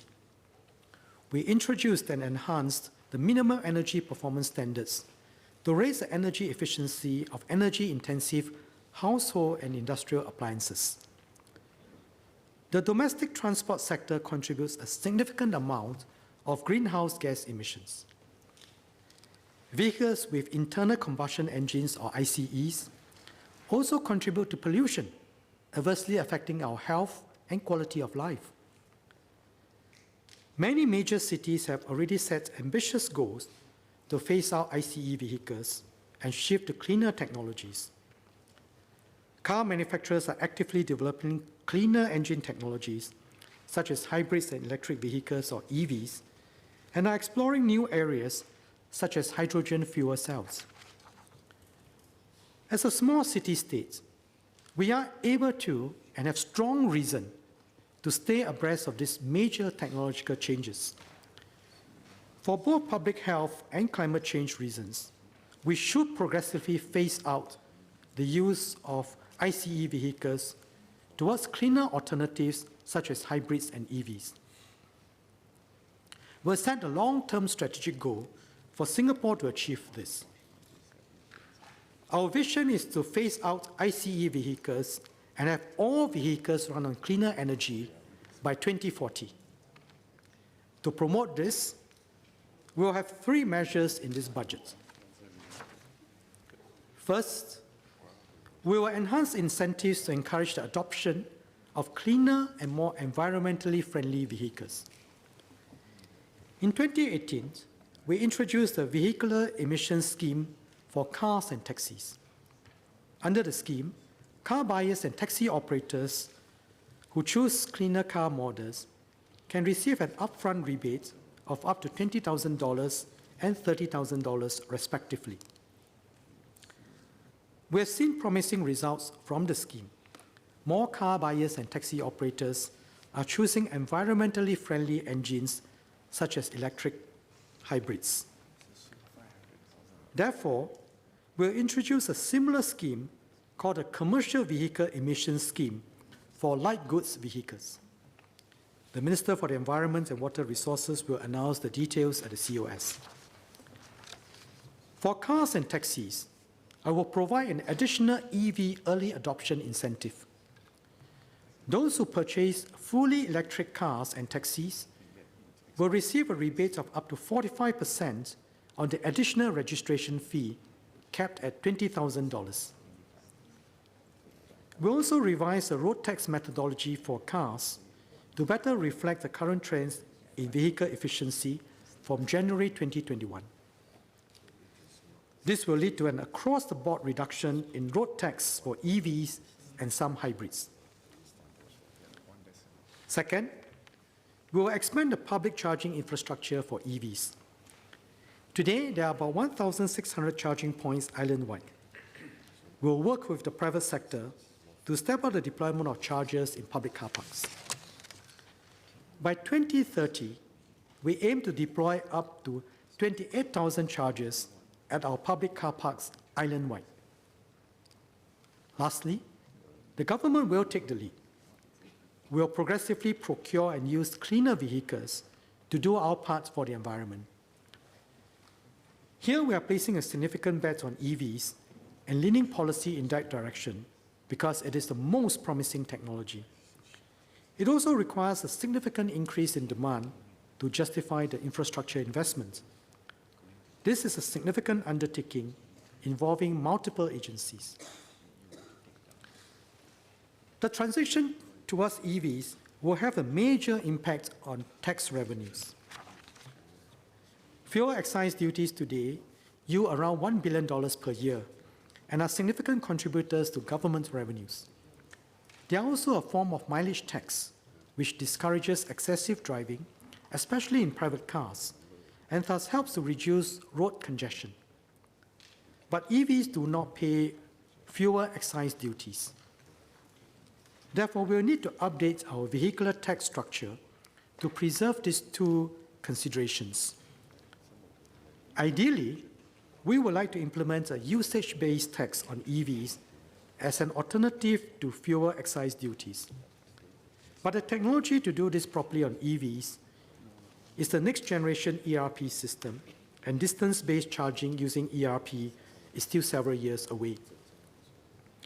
In the interim, we'll impose a lump sum tax that will be built into the road tax schedule for EVs to partly account for the loss in fuel excise duties. This lump sum tax will be phased in over 3 years, starting from January 2021, with the full quantum implemented by January 2023. Total road tax, after the revision in methodology and the new lump sum tax, will be higher for some EV models. However, EV buyers can expect to enjoy substantial cost savings because of the significant EV early adoption incentive.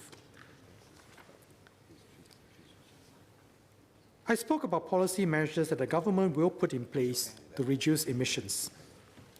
But the government alone cannot address the threats of climate change. Therefore, mobilizing all of us in this effort is the third thrust of our climate change strategy. Robert Swan, the first person to have walked to the North and South Poles, once said, and I quote, "The greatest threat to our planet is a belief that someone else will save it," unquote. To deal with climate change, we have to foster a climate of change in our community, where everyone, whether as an individual, as a business leader, or as a community leader, makes conscious decisions to lower our carbon footprint. One such decision by individuals is our choice of household appliances. To encourage households to purchase energy-efficient household appliances, we will introduce incentives to help lower-income households with the cost of these appliances. Outside our home, we earlier announced plans to add more greenery to our HDB estates. New housing developments will have around 45% to 60% green cover. Residents are contributing through the community garden movement. Today, more than 36,000 gardening enthusiasts are nurturing over 1,500 community gardens island-wide. These gardens keep our shared neighborhood vibrant and bring people closer together. To make sustainable living a key feature of our HDB estates, we'll have a new HDB Green Towns program. You have 3 key focus areas: reducing energy consumption, recycling rainwater, and cooling our HDB towns. I spoke about how we are committing to global efforts, managing our carbon constraints, and building a sustainable Singapore together.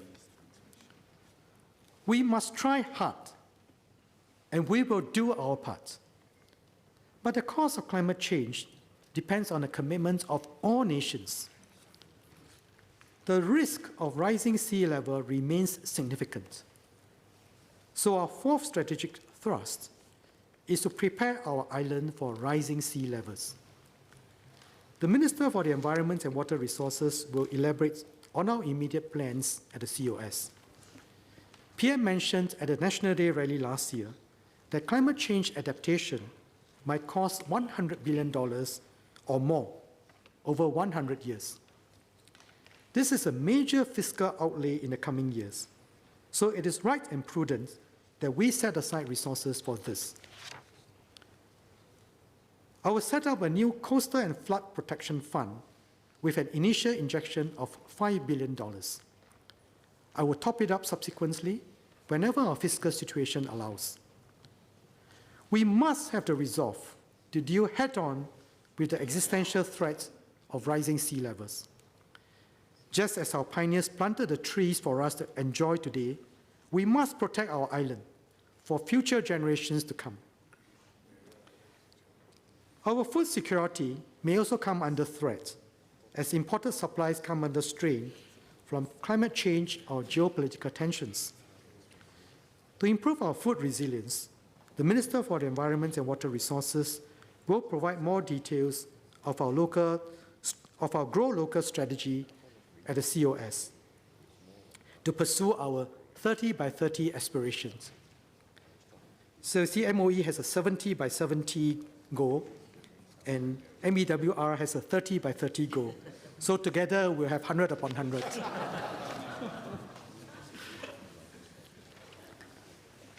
In uncertain times, there are many calls on our budget. However, we cannot take our peace, prosperity, and stability for granted. As a small city-state, we are particularly vulnerable to volatilities in our external environment. Securing our home remains a high priority in our budget and must be funded adequately. It is imperative that we continue to invest in our external, internal, cyber, and data security to keep Singapore and our families safe and secure. Diplomacy and deterrence are the twin pillars of maintaining Singapore's sovereignty. We strive to build good relations with our neighbours and international partners and to promote a rules-based world order.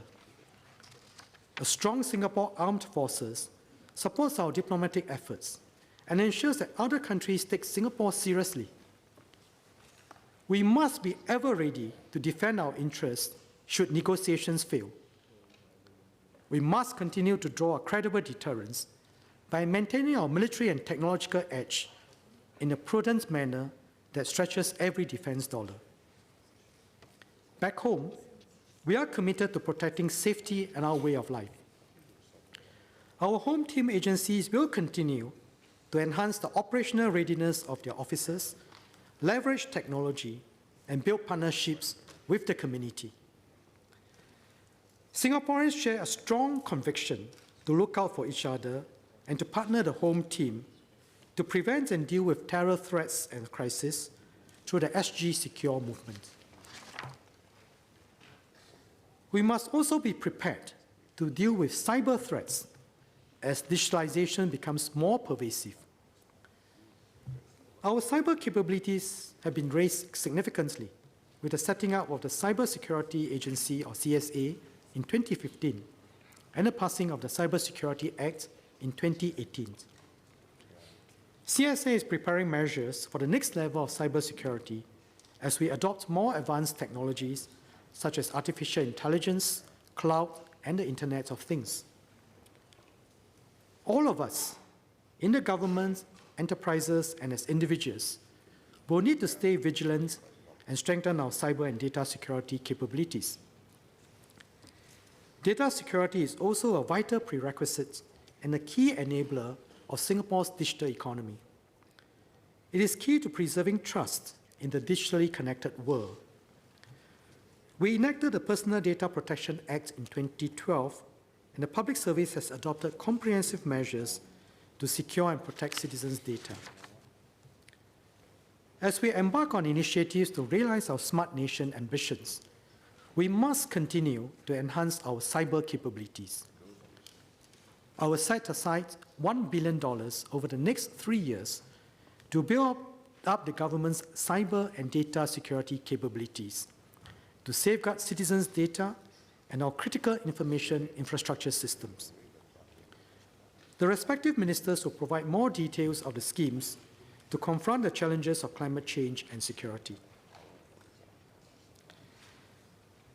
As we lay out our plans for economy, people, and environment, we must ensure these plans are fiscally sustainable so that we have the resources to deal with future needs and challenges. We must continue to plan our finances based on long-term structural drivers. Revenue flows are difficult to project accurately. We can end up having more or less. In this term of government, we happen to have more, mainly due to exceptional statutory board contributions from MAS and increased stamp duty collections. We use some of the unexpected surpluses to save ahead for anticipated needs and share some of the surpluses with Singaporeans. But we must not count on such revenue surprises to keep happening. We must anticipate long-term spending needs and be disciplined to raise revenues ahead of time so that we can continue to provide quality public services to all Singaporeans. At the same time, we must be mindful of the uncertainties and downside risks to our revenue. There are ongoing discussions to revise international tax rules under the Base Erosion and Profit Shifting Project, and we are actively participating in them. Our fiscal strategy must also be equitable. Major long-term infrastructure is lumpy and requires hefty upfront investments. But once built, they benefit many generations of Singaporeans. Borrowing for such developments allows us to distribute the cost equitably across current and future generations without the need for sharp increases in taxes. However, we must remain disciplined about our use of borrowing. We should continue to pay for recurrent needs like healthcare expenditure through recurrent revenues such as taxes. Our fiscal discipline has helped us to be among a select group of countries with a AAA credit rating. This, in turn, lowers borrowing costs of enterprises and households and promotes a virtuous cycle of economic growth. We must also maintain our fiscal posture and live enough to deal with unexpected shocks and longer-term challenges. The Constitution requires us to run a balanced budget over each term of government. We are being prudent to preserve fiscal buffers to ensure that we have the wherewithal to stand our ground and bounce back quickly if the tide turns against us. This is how we have been able to respond decisively to fight the COVID-19 outbreak and support Singaporeans and our workers. At the same time, to be able to set aside an assurance package for GST to help Singaporeans in the years ahead. The accumulated surpluses at the end of the term of government becomes part of our past reserves, which are invested. Today, the net investment returns contributions from our reserves is the biggest component of our revenue. The net investment return contributions from our reserves is the biggest component of our revenue. This is remarkable for a country with no natural resources of any kind. I'm making further changes to our tax system to strengthen its resilience while maintaining competitiveness. The details are in the annex. Let me summarize our overall budget position. For financial year 2019, we expect an overall budget deficit of $1.7 billion, or 0.3% of GDP. This deficit is $1.8 billion lower than the $3.5 billion deficit forecasted a year ago. This is due mainly to lower than expected expenditures arising from unforeseen project delays. When we exclude the government's top-ups to funds and net investment returns contribution from our reserves, we expect a basic deficit of $5.1 billion, or 1% of GDP. In the coming year, the Singapore economy faces considerable uncertainty because of heightened risks in the global economy and the rapidly evolving COVID-19 outbreak. Hence, for FY 2020, our budget position will be more expansionary, with a larger basic deficit of $12.3 billion. This, together with the stabilization and support package, will impart a considerable fiscal boost to the economy to address near-term concerns. On the whole, we expect an overall deficit of $10.9 billion, or 2.1% of GDP. With our fiscal prudence since the beginning of this term of government, we have sufficient accumulated fiscal surplus to fund the overall deficit in FY 2020. There is no draw on past reserves.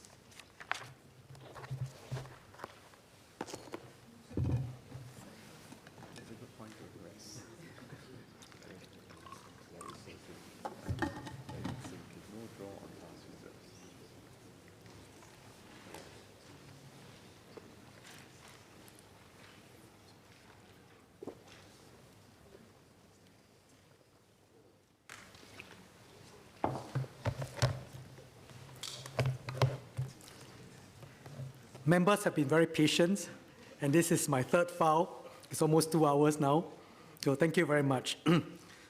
So before I start on the third file, some good news. My very dedicated staff in MOF, who worked day and night with me and over the weekends and Chinese New Year, managed to trim and trim the speech and grow the substance. So the substance have grown, but the speech is more concise now. We have moved all the details to the annexes. It's a pity because there were so many inspiring stories that I wanted to share with you, but I hope that we'll find many opportunities to share these stories. So, Mr. Speaker, sir, let me thank my excellent staff for contributing to a significant improvements in our productivity here. Mr. Speaker, sir, we will face more complex challenges ahead. But we are in this for the long haul. We can succeed only if we work together. Our ongoing fight against the COVID-19 outbreak is a testament of how we can work together. Our healthcare workers and frontline officers are giving their all to keep us safe and care for those who are unwell. And others, community groups, enterprises, and many volunteers have stepped forward. Everyone has something to offer, and every action makes a difference. This is the spirit of the Singapore Together movement, which I launched last June, to build a democracy of deeds, mobilize the creative energies and commitments of Singaporeans, find common cause, and beat the odds together to build our future Singapore. We have made a concerted effort to involve Singaporeans and stakeholders in our strategic deliberations and budgeting process. Over the course of Budget 2020 consultations, my colleagues and I met almost 1,000 leaders from different parts of society, including our unions, enterprises, social sector, and youths. It was a very enriching experience for everyone, and I thank every participant. Some of you will recognize your ideas in the budget. For example, we enhanced the internationalization support schemes after receiving feedback from TACs, such as the Singapore Manufacturing Federation and the Association of Banks in Singapore. We provided more resources to support our people to take action, to reduce carbon footprint. After several youth leaders I met suggested this. I also thank the talented students from Nanyang Polytechnic for the artistic illustrations in my slides today. Many Singaporeans are coming up with and acting on ideas to make Singapore a better place. The youth movement has been particularly strong. In the area of climate change, youths like Ms. Cheryl Lee and her team in the Singapore Youth for Climate Action has been organizing activities to encourage youth to take action through simple lifestyle choices. Ms. Rohini, daughter of Ravindran, is also contributing to the community by conducting photography and videography sessions for lower-income youth to develop their problem-solving skills and build a good foundation for them to excel. In 2016, we set up our Singapore Fund to provide funding support for ground-up efforts in the social domain. Since then, the OSF has committed nearly $4.3 million to support over 240 ground-up projects in culture, heritage, arts, and sports. One example is Progress Nest, started by Mr. Akram Hanif, to support children from low-income families. Through these partnerships, we have been able to do more and do better. And we are committed to making partnerships an integral part of how we will build our future Singapore. I will set aside $250 million to give greater momentum to our partnership efforts. I will top up our Singapore Fund and extend the fund beyond 2020 to support more ground-up initiatives that Singaporeans are passionate about across a wider range of domains, as in the annex. The government is committed to expanding and scaling up successful ground-up projects, such as those supported by our Singapore Fund.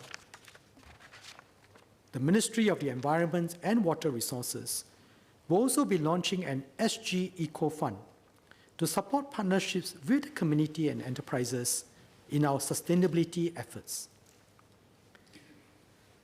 Channeling the energies of our people to key causes requires us to identify the challenges of our time. These challenges are multifaceted and multidimensional, but they are ultimately about how Singapore remains exceptional in an increasingly complex world. The solutions will also come in all shapes and forms from all levels of society, from government policies to individual efforts on the ground. We must overcome these challenges and find solutions together.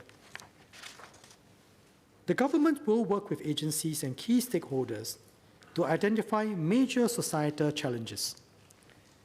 This will help us focus our collective efforts on the challenges that matter and allow us to galvanize good ideas and solutions from the public. We have issued several national innovation challenges to date in the areas of energy, land and livability, aging, urban mobility, and AI-enabled healthcare. For example, our AI Healthcare Grand Challenge is drawing strong interest here, and with partners from France and Germany. Under the National Innovation Challenge in Aging, we sought ideas to combine different technologies to enable aging in place and deployed these solutions at the precinct level. While we are only in our initial phases, we have learned useful lessons and seen encouraging results. We'll issue more specific challenges to encourage ground-up participation. This includes challenges in the social sector, where we have built many community partnerships to better support children from low-income and vulnerable families and promote youth mental well-being, amongst other things. The respective ministers will provide more details of the schemes I've mentioned in this section later. I'm excited about the prospect of stronger government-citizen partnerships in overcoming these challenges and look forward to the results these partnerships will yield. As this budget has many measures, MOF has prepared a booklet summarizing the measures, which I hope colleagues will find useful. With your permission, Mr. Speaker, may I ask the clerks to distribute this to all members of this House? Yes, please.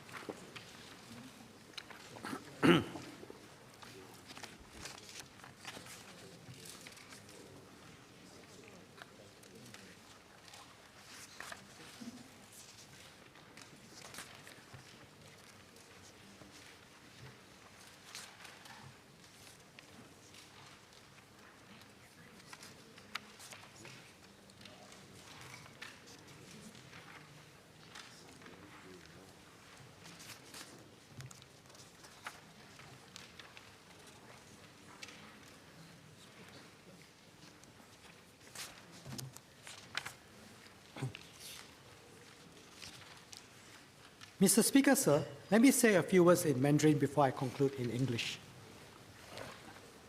2019年，冠状病毒的传播为全球增添了很多不确定因素。病毒无国际，防控无国界。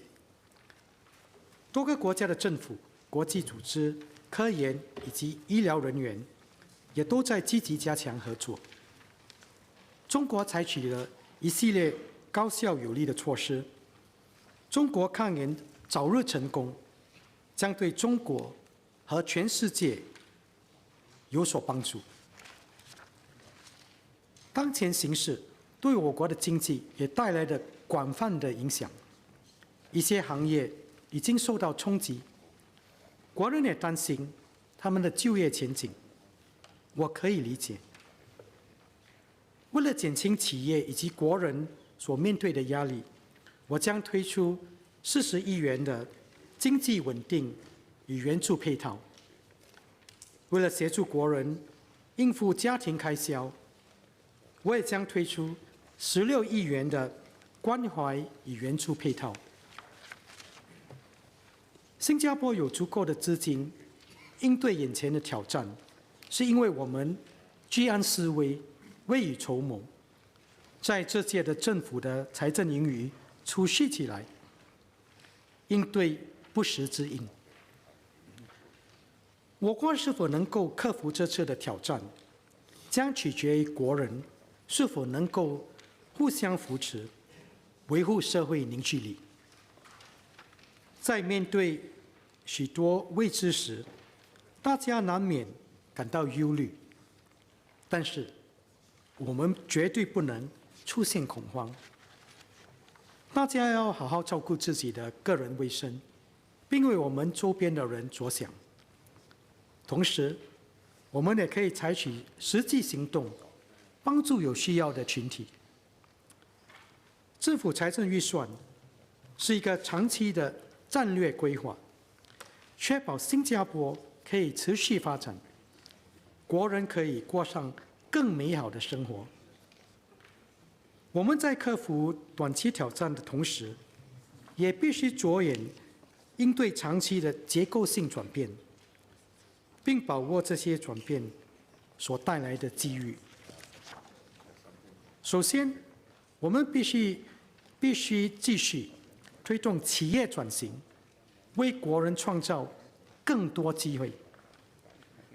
所谓学无止境，我们将通过技能创前程计划，鼓励国人在人生的每一个阶段终身学习、终身受用。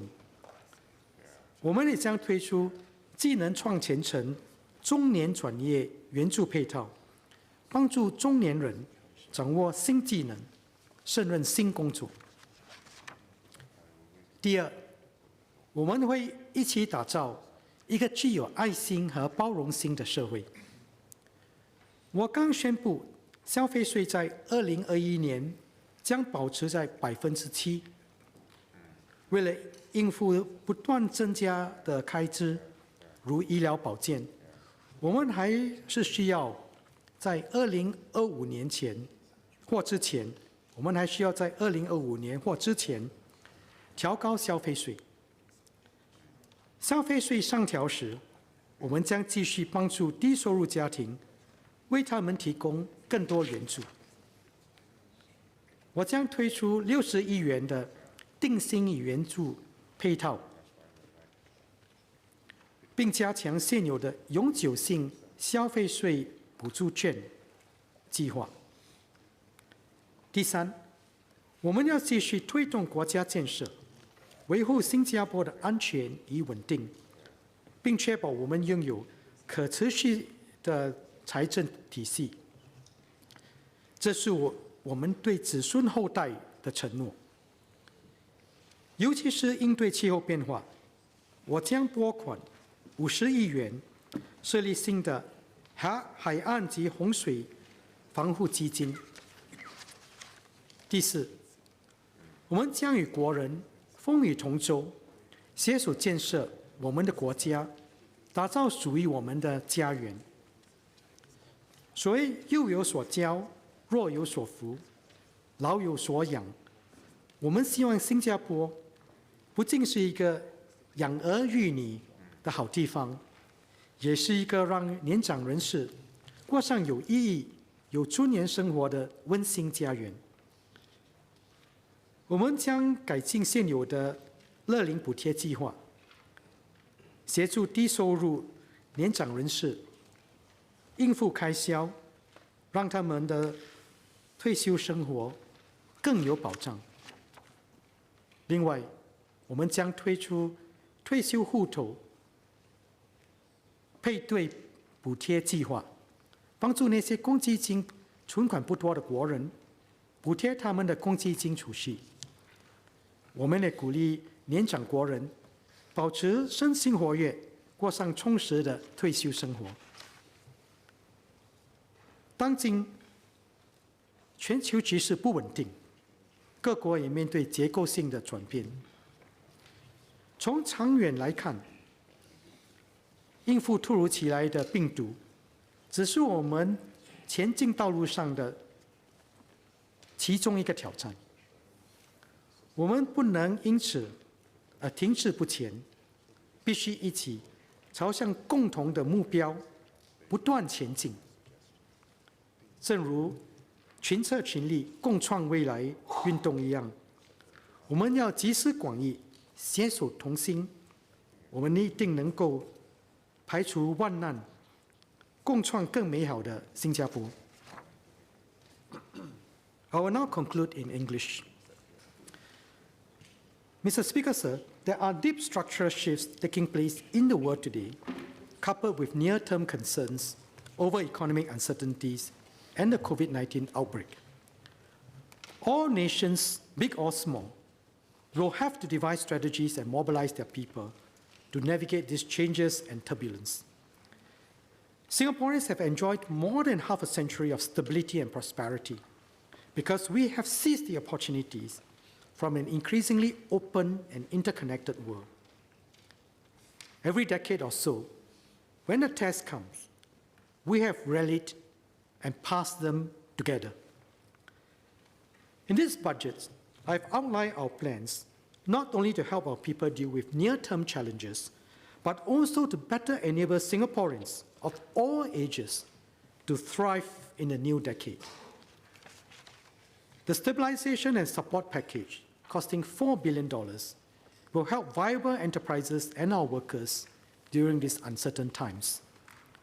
Our transformation and growth efforts, costing $8.3 billion over 3 years, will support our longer-term plans to position Singapore as a global Asia node of technology, innovation, and enterprise. The Care and Support Package, costing $1.6 billion, will support our households and alleviate concerns over costs of living. This is on top of the structural social subsidies given to Singaporeans in healthcare, education, and housing. We'll continue to take steps towards climate change mitigation and adaptation to ensure that in the decades ahead, our children and children's children will have a safe and livable Singapore. I'm confident that together, we can ensure that Singapore remains exceptional. As one Singapore, we'll grow our economy and transform our enterprises, creating opportunities for Singaporeans. As one Singapore, we'll care for and nurture Singaporeans at every stage of their lives to build a caring and inclusive society. As one Singapore, we'll build a livable and sustainable Singapore in the face of climate change, secure our sovereignty as an independent nation, and ensure our fiscal sustainability. As one Singapore, we'll work together with fellow Singaporeans to build a nation and a home we'll always call our own. Our nation has built up the capital, financial, human, and social, to go this distance. The Singapore spirit is strong and growing. Together, we will advance as one Singapore. Mr. Speaker, sir, I beg to move.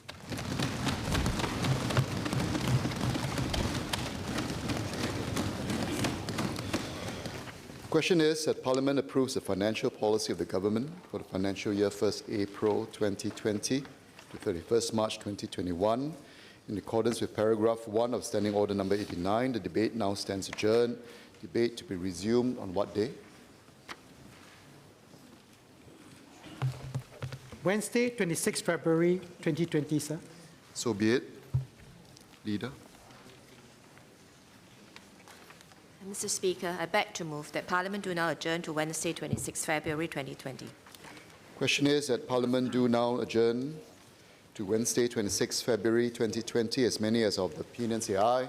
Aye. To the contrary, say no. I think the ayes have it. The ayes have it. Order. Order.